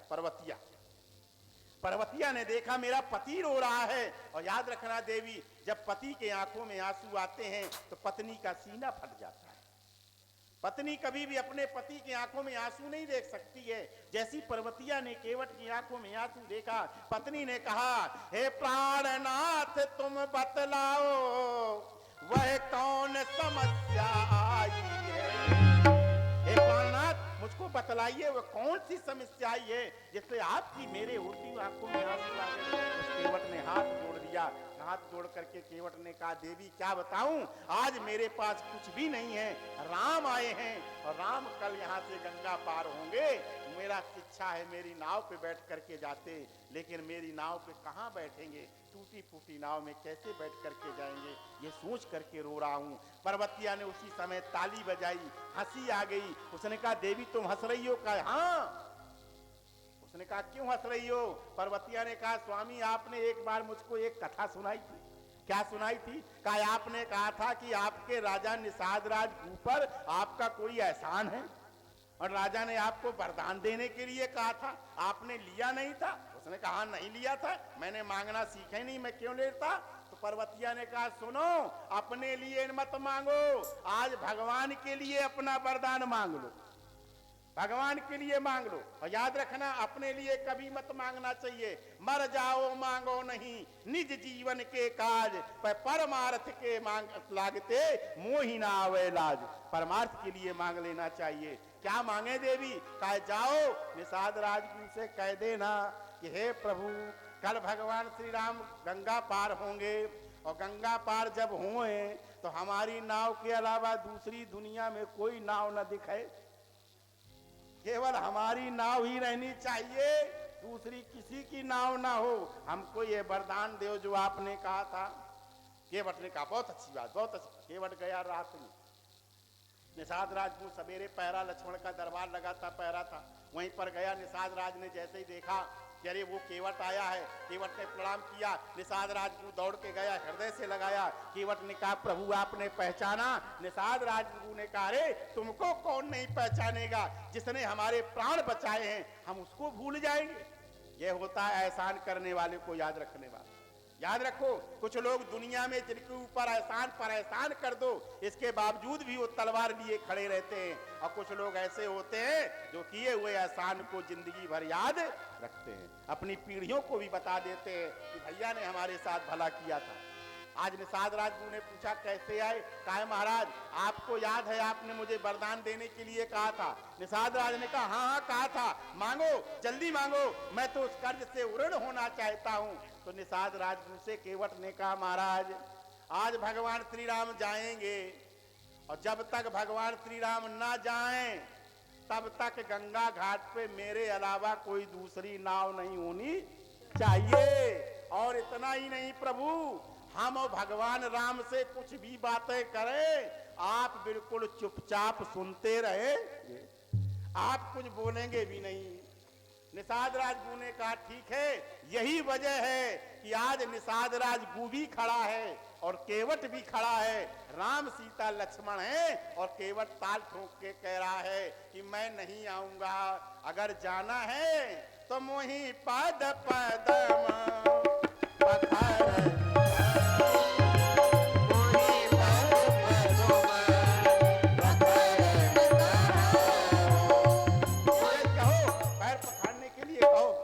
यही वजह है।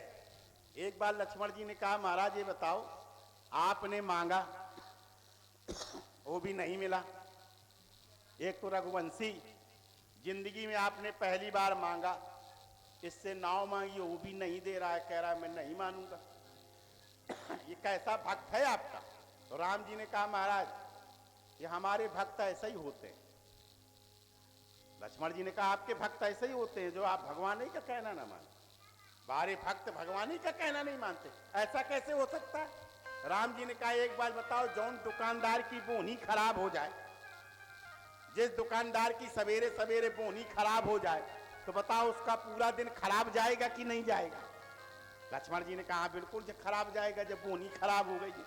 तो कहा ये बताओ लक्ष्मण, ये बताओ तुम हमारे भक्त हो कि नहीं हो? लक्ष्मण जी ने कहा महाराज इसमें भी कोई संदेह है कि हम आपके भक्त नहीं हैं? तो कहा ये बताओ लक्ष्मण, जब तुम हमारे भक्त हो तो क्या तुमने हमारा कहना माना? हमने तुमसे कहा था कि अयोध्या में रहो, राजा दशरथ अकेले है, बूढ़े, तुमने हमारा कहना माना? लक्ष्मण जी ने कहा भैया नहीं माना। तो कहा बताओ जब हमारी बोनी खराब हो गई तो ये केवट भी नहीं मान रहा, तो कौन सी बड़ी बात? जब तुम नहीं माने तो केवट भी नहीं मान रहा। और सीता ने कहना माना? नहीं माना। जब सीता ने नहीं माना, तुमने भी नहीं माना, तो केवट भी नहीं मान रहा, अब तो केवट ही का कहना मानना पड़ेगा जो केवट कह रहा है।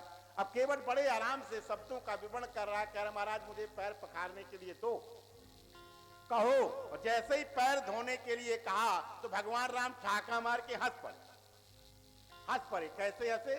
कहा सुनी केवट के प्रेम लपेटे अटपटे, मिसे करुणाएं चितय जानकी लखन तन।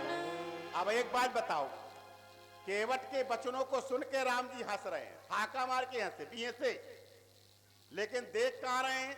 देख रहे हैं लखन की तरफ, देख रहे हैं सीता की तरफ। अच्छा ये बताओ भैया, तुम हमारी बात को सुनकर के हंसोगे तो हमारी तरफ देखोगे कि पड़ोसी की तरफ देखोगे? बोलो बोलो बोलो। अरे जिसकी बात को देख करके हंसी आवे उसी को देख करके हंसोगे कि नहीं हंसोगे?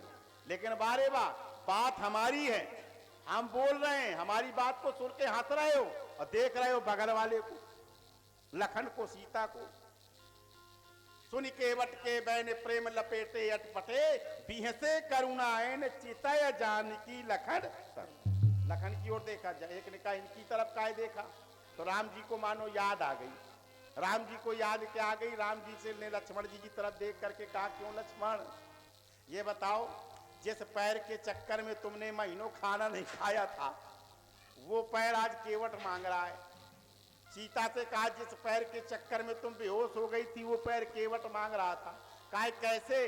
कहा जैसे ही सीता राम जी का विवाह होकर के आया तो लक्ष्मण जी की एक आदत थी, लक्ष्मण जी बिना राम जी के चरणों को दबाए कभी लेटते नहीं थे, राम जी के चरणों को दबाते थे। अब सीता जी का विवाह होके आया, राम जी जैसे लक्ष्मण जी रात में कमरे में घुसे, सीता जी ने कमरा बंद कर दिया। लक्ष्मण जी ने कहा भाभी कमरा काहे बंद कर रहे हो? उसने कहा अब सोने का समय है, हम जा रहे हैं, हम भैया सोएंगे। तो उसने कहा हम भैया के पहले पैर दाबेंगे, इसके बाद सोएंगे। सीता मैया ने कहा सुनो, जब तक भैया का ब्याह नहीं हुआ था तब तक भैया का अधिकार था तुम्हारे पैरों पे, अब शादी के बाद पैरों पर अधिकार पत्नी का होता है, अब हम दाबेंगे, अब तुम जाओ।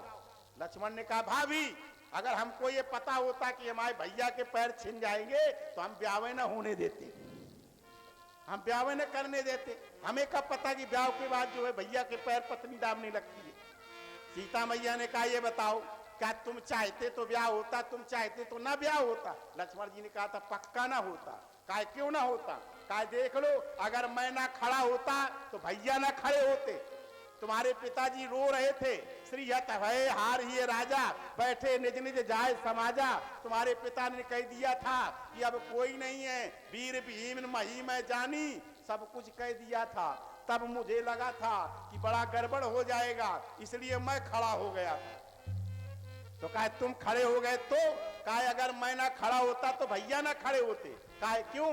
कहा मैं हूं डंडा और राम जी है झंडा, और जब तक डंडा नहीं खड़ा होता तब तक झंडा फहरने वाला नहीं है।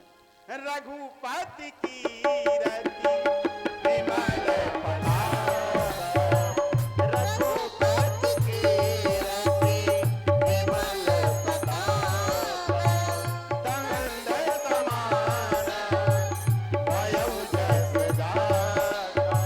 रघुपति की रति विमल पताका, रघुपति की रति विमल पताका, दंड समान भयउ जस जाका, दंड समान इसलिए मैया मैं खड़ा हो गया था तो राम जी खड़े हो गए थे, नहीं तो होता ही नहीं। सीता मैया ने कहा अब चाहे कुछ हो, अब तो ब्याह हो गया है, अब तो पैर हम ही दांगे, अब तुम नहीं जाओगे, जाओ, बंद कर लिया। अब लक्ष्मण जी परेशान, लक्ष्मण जी को भूख नहीं लगी, लक्ष्मण जी ने खाना नहीं खाया। देखो ये है भाई, बड़े भाई को बगैर पैर दाबे लक्ष्मण को चैन नहीं थी, भोजन नहीं किया। अब जब लक्ष्मण ने भोजन नहीं किया तो सुमित्रा ने नहीं किया, सुमित्रा ने नहीं किया तो कौशल्या कैकेयी ने नहीं किया, कौशल्या कैकेयी नहीं किया तो पूरे रनिवास ने नहीं किया। अब भोजन फेंका जाने लगा। एक दिन दो दिन रसोईया बड़े परेशान। खबर राजा दशरथ के यहाँ तक गई, क्या हो गया? दशरथ ने पूछा, काय पता नहीं है, लक्ष्मण भोजन नहीं कर रहे हैं। बात राम जी के यहाँ तक गई। राम जी ने कहा लक्ष्मण को बुलाया, क्यों भैया क्या बात है, भोजन क्यों नहीं कर रहे हो? लक्ष्मण ने कहा भैया बात मत करो। राम जी ने कहा बात क्यों ना करें भैया, भोजन काहे नहीं कर रहे हो, मामला क्या है? लक्ष्मण जी ने कहा हम बहुत नाराज हैं। कहा क्यों नाराज हो? कहा हमको 4 दिन से तुम्हारे पांव दाबने को नहीं मिला है और तुमको जरा भी शर्म नहीं आती है, और तुम कह रहे हो खाना खाना, हमें भूख नहीं, हम नहीं खाएंगे जब तक पैर दाबने को नहीं मिलेगा। राम जी ने कहा ये तो बड़ी समस्या है। तो भैया लक्ष्मण ने कहा बताओ हमें पैर काहे नहीं दाबने दे रहे? तो सीता मैया ने कहा पैर पे हमारा अधिकार है, हम दाबेंगे। अब राम जी पत्नी की तरफ बोले कि भैया की तरफ बोले, बड़ी समस्या है। राम जी ने कहा अगर हम लक्ष्मण को कहते हैं तो श्रीमती जी नाराज, और श्रीमती जी को कहते हैं तो भैया नाराज। अब भाई गति सांप छछूंदर केरी, अब क्या करें? राम जी ने लक्ष्मण को बुलाया, धीरे से कहा लक्ष्मण, कहा क्या? कहा देखो परसों होली है, और होली में क्या होता है, हर भाभी अपने देवर के नेंग डालती, रंग डालती है। और अयोध्या की परंपरा है कि जो भाभी अपने देवर के साथ रंग खेलती है तो बाद में देवर को नेंग देती है, नेंग। तो लक्ष्मण ने कहा इस होली से हमें क्या मतलब, उस नेंग से हमें क्या मतलब, हमें तो तुम्हारे पांव से मतलब, पांव से। राम जी ने कहा तभी तो हम बता रहे हैं कि जब सीता रंग डाले तो तुम उससे नेंग में पांव मांग लेना, नेंग में पांव मांग लेना, समस्या खत्म। अरे लक्ष्मण जी ने कहा बस हो गया हो गया हो गया। अब लक्ष्मण जी इंतजार करें, जल्दी होली आवे, जल्दी आवे। और जैसे परसों आया सवेरे 4 बजे नहीं कि लक्ष्मण जी तैयार, भाभी सीता के सामने कह ले भाभी रंग डालो, भाभी रंग डालो। अरे भाभी ने कहा अबे सवेरा हुआ है, 4 बजे है, तुझे रंग की पड़ी है, चल अभी गुड़िया गुजिया पपड़ियां तमाम चीजें बनाई जाएंगी, चलो खेलो जाकर। अब लक्ष्मण बेचारे दूसरा कोई आवे तो लक्ष्मण कह देता ध्यान रखना कोई डाल न देना रंग, केवल रंग तो केवल भाभी डालेगी, कोई डाल ही नहीं सकती। रंग केवल अयोध्या में होली होने लगी, चारों तरफ होली की जय जयकार होने लगी। कैसे होली खेल रहे हैं? अरे होली खेले रघुवीरा अवध में, होली खेले रघुवीरा,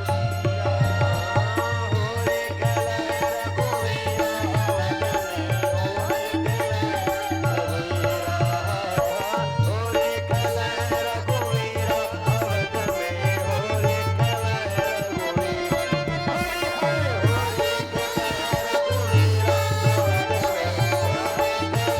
रघुवीरा,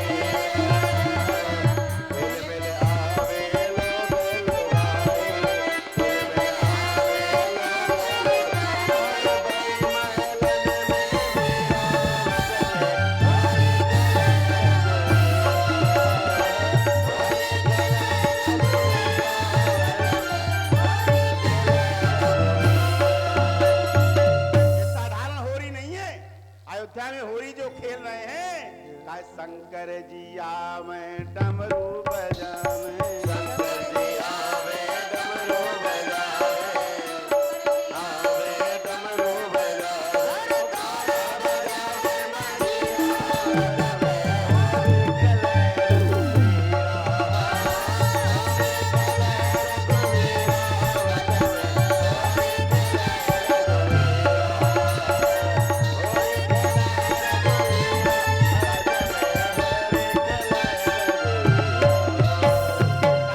होरी की फुहार हो रही है। लक्ष्मण जी के कोई रंग डालता तो लक्ष्मण जी कहते दूर।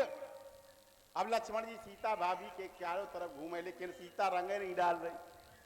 सुबह से शाम हो गई, अंत में सीता जी ने रंग लिया और रंग लगा के लक्ष्मण के गालों में लगाया। और जैसे ही गालों में लगाया तो लक्ष्मण कहते हैं भाभी नेंग देव नेंग, नेंग देव नेंग। लक्ष्मण जी ने, भाभी ने, सीता ने कहा चुप। सवेरे 4 बजे से कह रहा था रंग खेलो रंग खेलो रंग खेलो, और रंग अभी खेला नहीं, केवल लगाया भरो, तुरते नेंग चाहिए। लक्ष्मण जी ने कहा भाभी हो गया रंग हमारा, हो गई होरी, अब तो हमें नेंग चाहिए, नेंग चाहिए।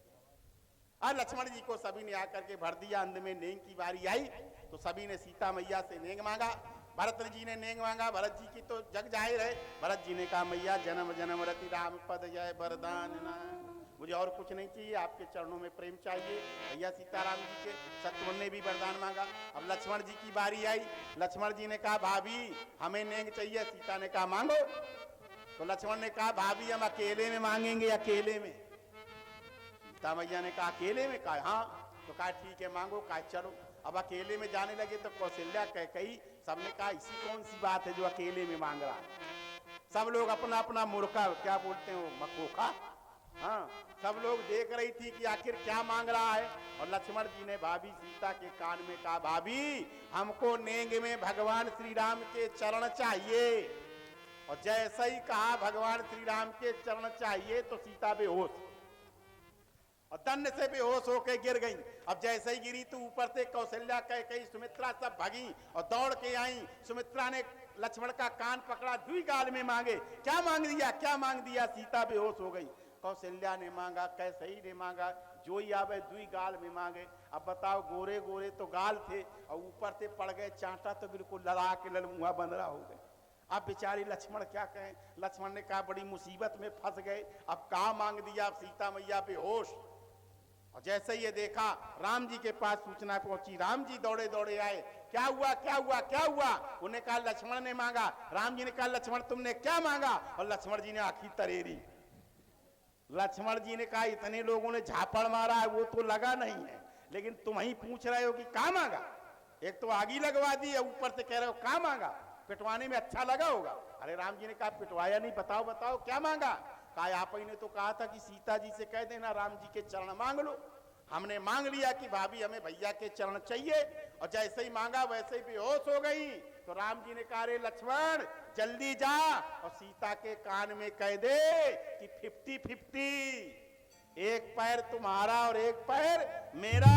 अगर नहीं कहोगे तो सीता मर जाएगी। और जैसे ही लक्ष्मण ने कान में कहा 50-50, सीता को होश आ गया। मानो यही सोच करके लक्ष्मण और सीता की तरफ देख रहे हैं राम जी, और कह रहे हैं बताओ जिन पैरों के लिए तुम बेहोश हो गई थी, तुमने खाना छोड़ दिया था, आज वो दोनों पैर केवट मांग रहा है, बताओ दूं की ना दूं।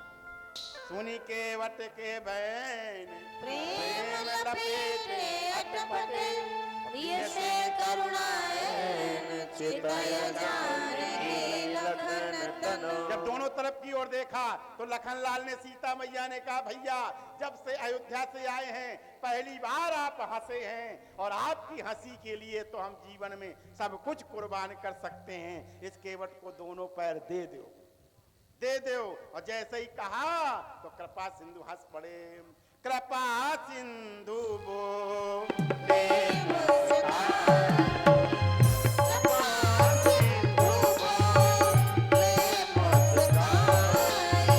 सोई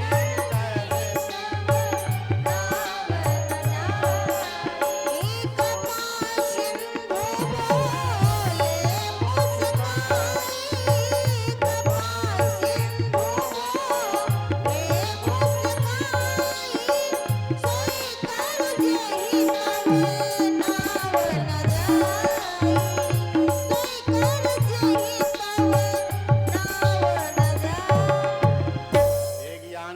पाए पखारू हो तब विलंब उतारहु पारो। केवट राम रजाय सुपावा पानी कटौता भरी लैया।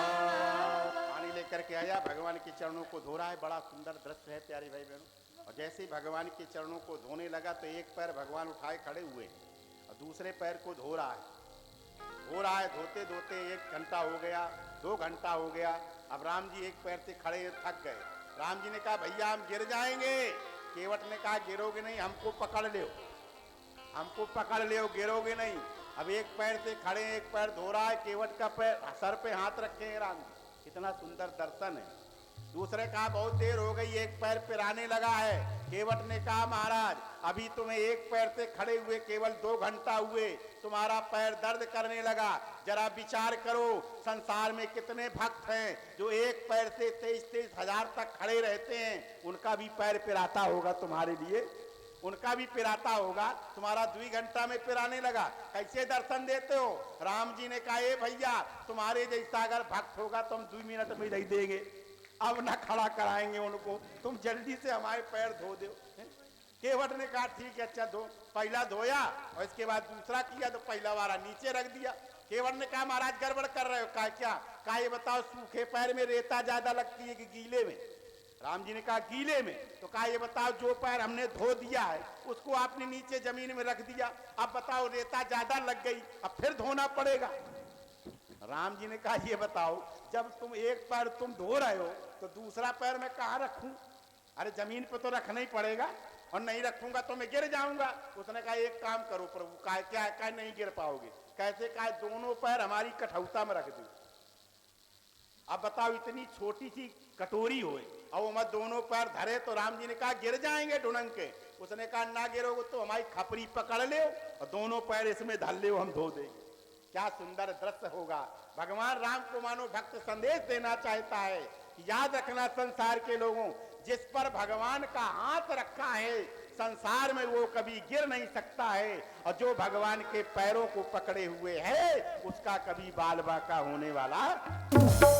आज केवट पैर धो रहा है और सर पे हाथ रखे हैं, तो इसको देख करके देवता लोग पुष्प वर्षा करने लगे। पैर धोया और इसके बाद पितर पार करी प्रभु पुनि मुदित गयो लई पार। यहाँ पर ध्यान देने का विषय है, केवल ये कह के अपनी वाणी को विराम देते हैं। कथा बहुत लंबी है लेकिन आज भरत चरित्र भी होना है। कल उपसंहार है, कल शाम को बहुत प्यारी उपसंहार की कथा होगी। पूरी कथा धीरे से निपट जाएगी। तो यहाँ पर जैसे ही देखा तो जैसे ही पैर धोए, पैर धोने के बाद पानी पिया, जलपान करने के बाद भगवान से कहते हैं प्रभु एक बात बताओ। कहा क्या? कहा आप गंगा पार होना चाहते हो? कहा इसके पहले बताओ जो पहले से लाइन पर लगे हैं उनको पार करना चाहिए कि जो बाद में आए हैं उनको पार करना चाहिए? राम जी ने कहा पहले पार करना चाहिए। तो केवट कमर से गंगा में खड़ा हो गया और खड़ा होकर के कहा प्रभु आप पढ़े लिखे हो कि नहीं हो? राम जी ने कहा पढ़े लिखे हैं। और क्या मतलब है? पढ़े तो वही है। तो कहा कहाँ पढ़े हो? कहा गुरुदेव वशिष्ठ के यहाँ। तो कहा ये बताओ आपको मंत्र पढ़ना आता है कि नहीं आता? कहा हाँ आता है। तो उन्होंने कहा ऐसा करो हम कमर में खड़े हैं, हम अपने पितरों को तर्पण दे रहे हैं, आप मंत्र पढ़ो। लक्ष्मण ने कहा भैया ये कैसा आदमी है, एक क्षत्रिय से ब्राह्मण का कर्म करवा रहा है और ये कह रहा है तुम मंत्र पढ़ो हम पुरखों को पानी देंगे। राम जी ने कहा सुनो अब तो ये मंत्र पढ़वा रहा है, पता नहीं क्या करवाने लगे, चुपचाप पढ़ दो, जल्दी उस पार जाना है। तो उन्होंने पितर पार करी प्रभु पुनि मुदित गयो लय पार। उस पार गया। केवट ने दंडवत प्रणाम किया। भगवान ने बहुत कुछ देने को कहा लेकिन लिया नहीं। याद रखना भगवान भक्त को जब देता है तो छप्पर फाड़ के, भगवान को लगा मुझे कुछ नहीं, मैंने कुछ नहीं दिया, लेकिन केवट को लगा कि आज नाथ मैं पार न पाऊं।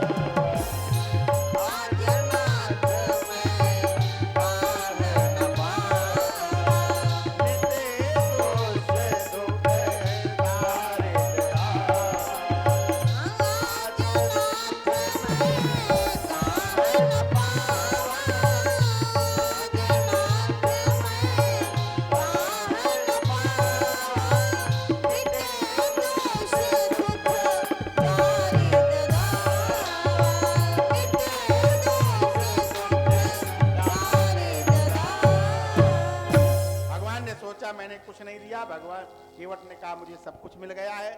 बहुत कीन करुणा यतन पर नहीं कछु केवट ले, विदा कीन करुणा यतन भग केवल यहाँ से भगवान श्री राम चले आगे भरद्वाज जी के आश्रम पर आए।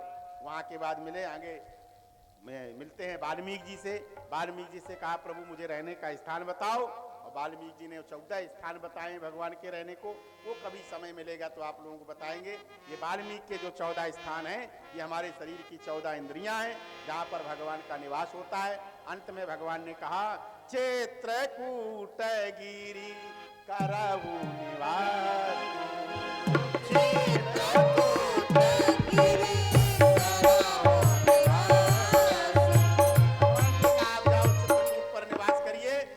चित्रकूट रघुनंदन छाए, वहां पर गए और यहाँ पर निषाद राजू वापिस आए और सुमंत जी ने बताया, राजा दशरथ को पूरा समाचार बताया।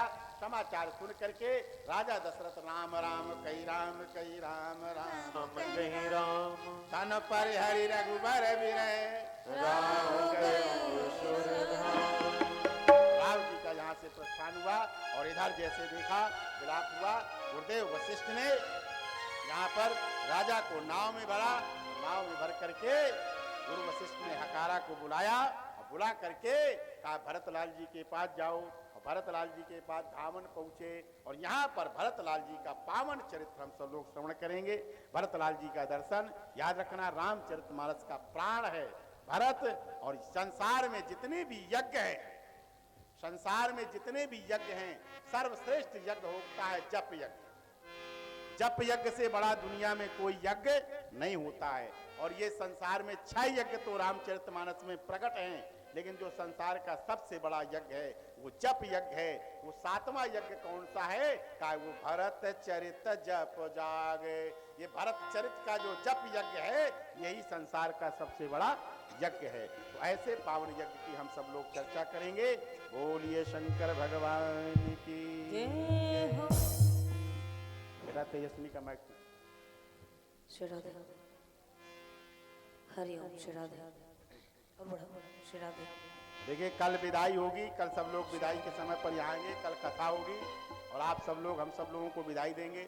आदरणीय त्रिपाठी जी के द्वारा ये भव्य आयोजन हो रहा है, लाखों रुपया खर्च करके बुलाया है। आप देखते होंगे यहाँ पर 10 लोग यहाँ पर आए हुए हैं, 10 लोगों का यहाँ पर खर्चा है पूरा। इसके बाद लाखों लोगों की पूजन की व्यवस्था है, तमाम श्रृंगार साधन है। तो इतना बड़ा खर्च आदरणीय त्रिपाठी परिवार ने किया है।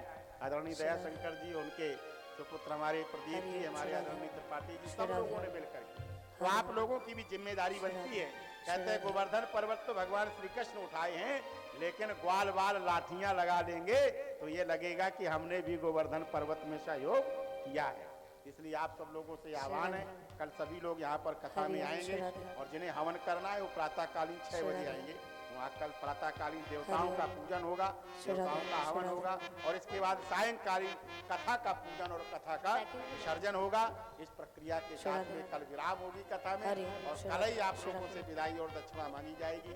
बड़ी सुंदर चर्चा आप बेटी तेजस्वी तिवारी के द्वारा श्रवण करेंगे। और देखो ईमानदारी के साथ कल आप लोग पूरे परिवार सहित आना। कल ऐसे कुछ चीजें आप लोगों को बताई जाएंगी जिसको करने से आपके घर की दरिद्रता मिट जाएगी, घर का कलह मिट जाएगा और आसपास का जो विवाद है वो भी समाप्त हो जाएगा। ये कल के उपसंहार दिवस पर आपको बताया जाएगा, तो उसको हम सब लोग श्रवण करेंगे। बोलिए शंकर भगवान की जय। हरि ओम। श्री राधे।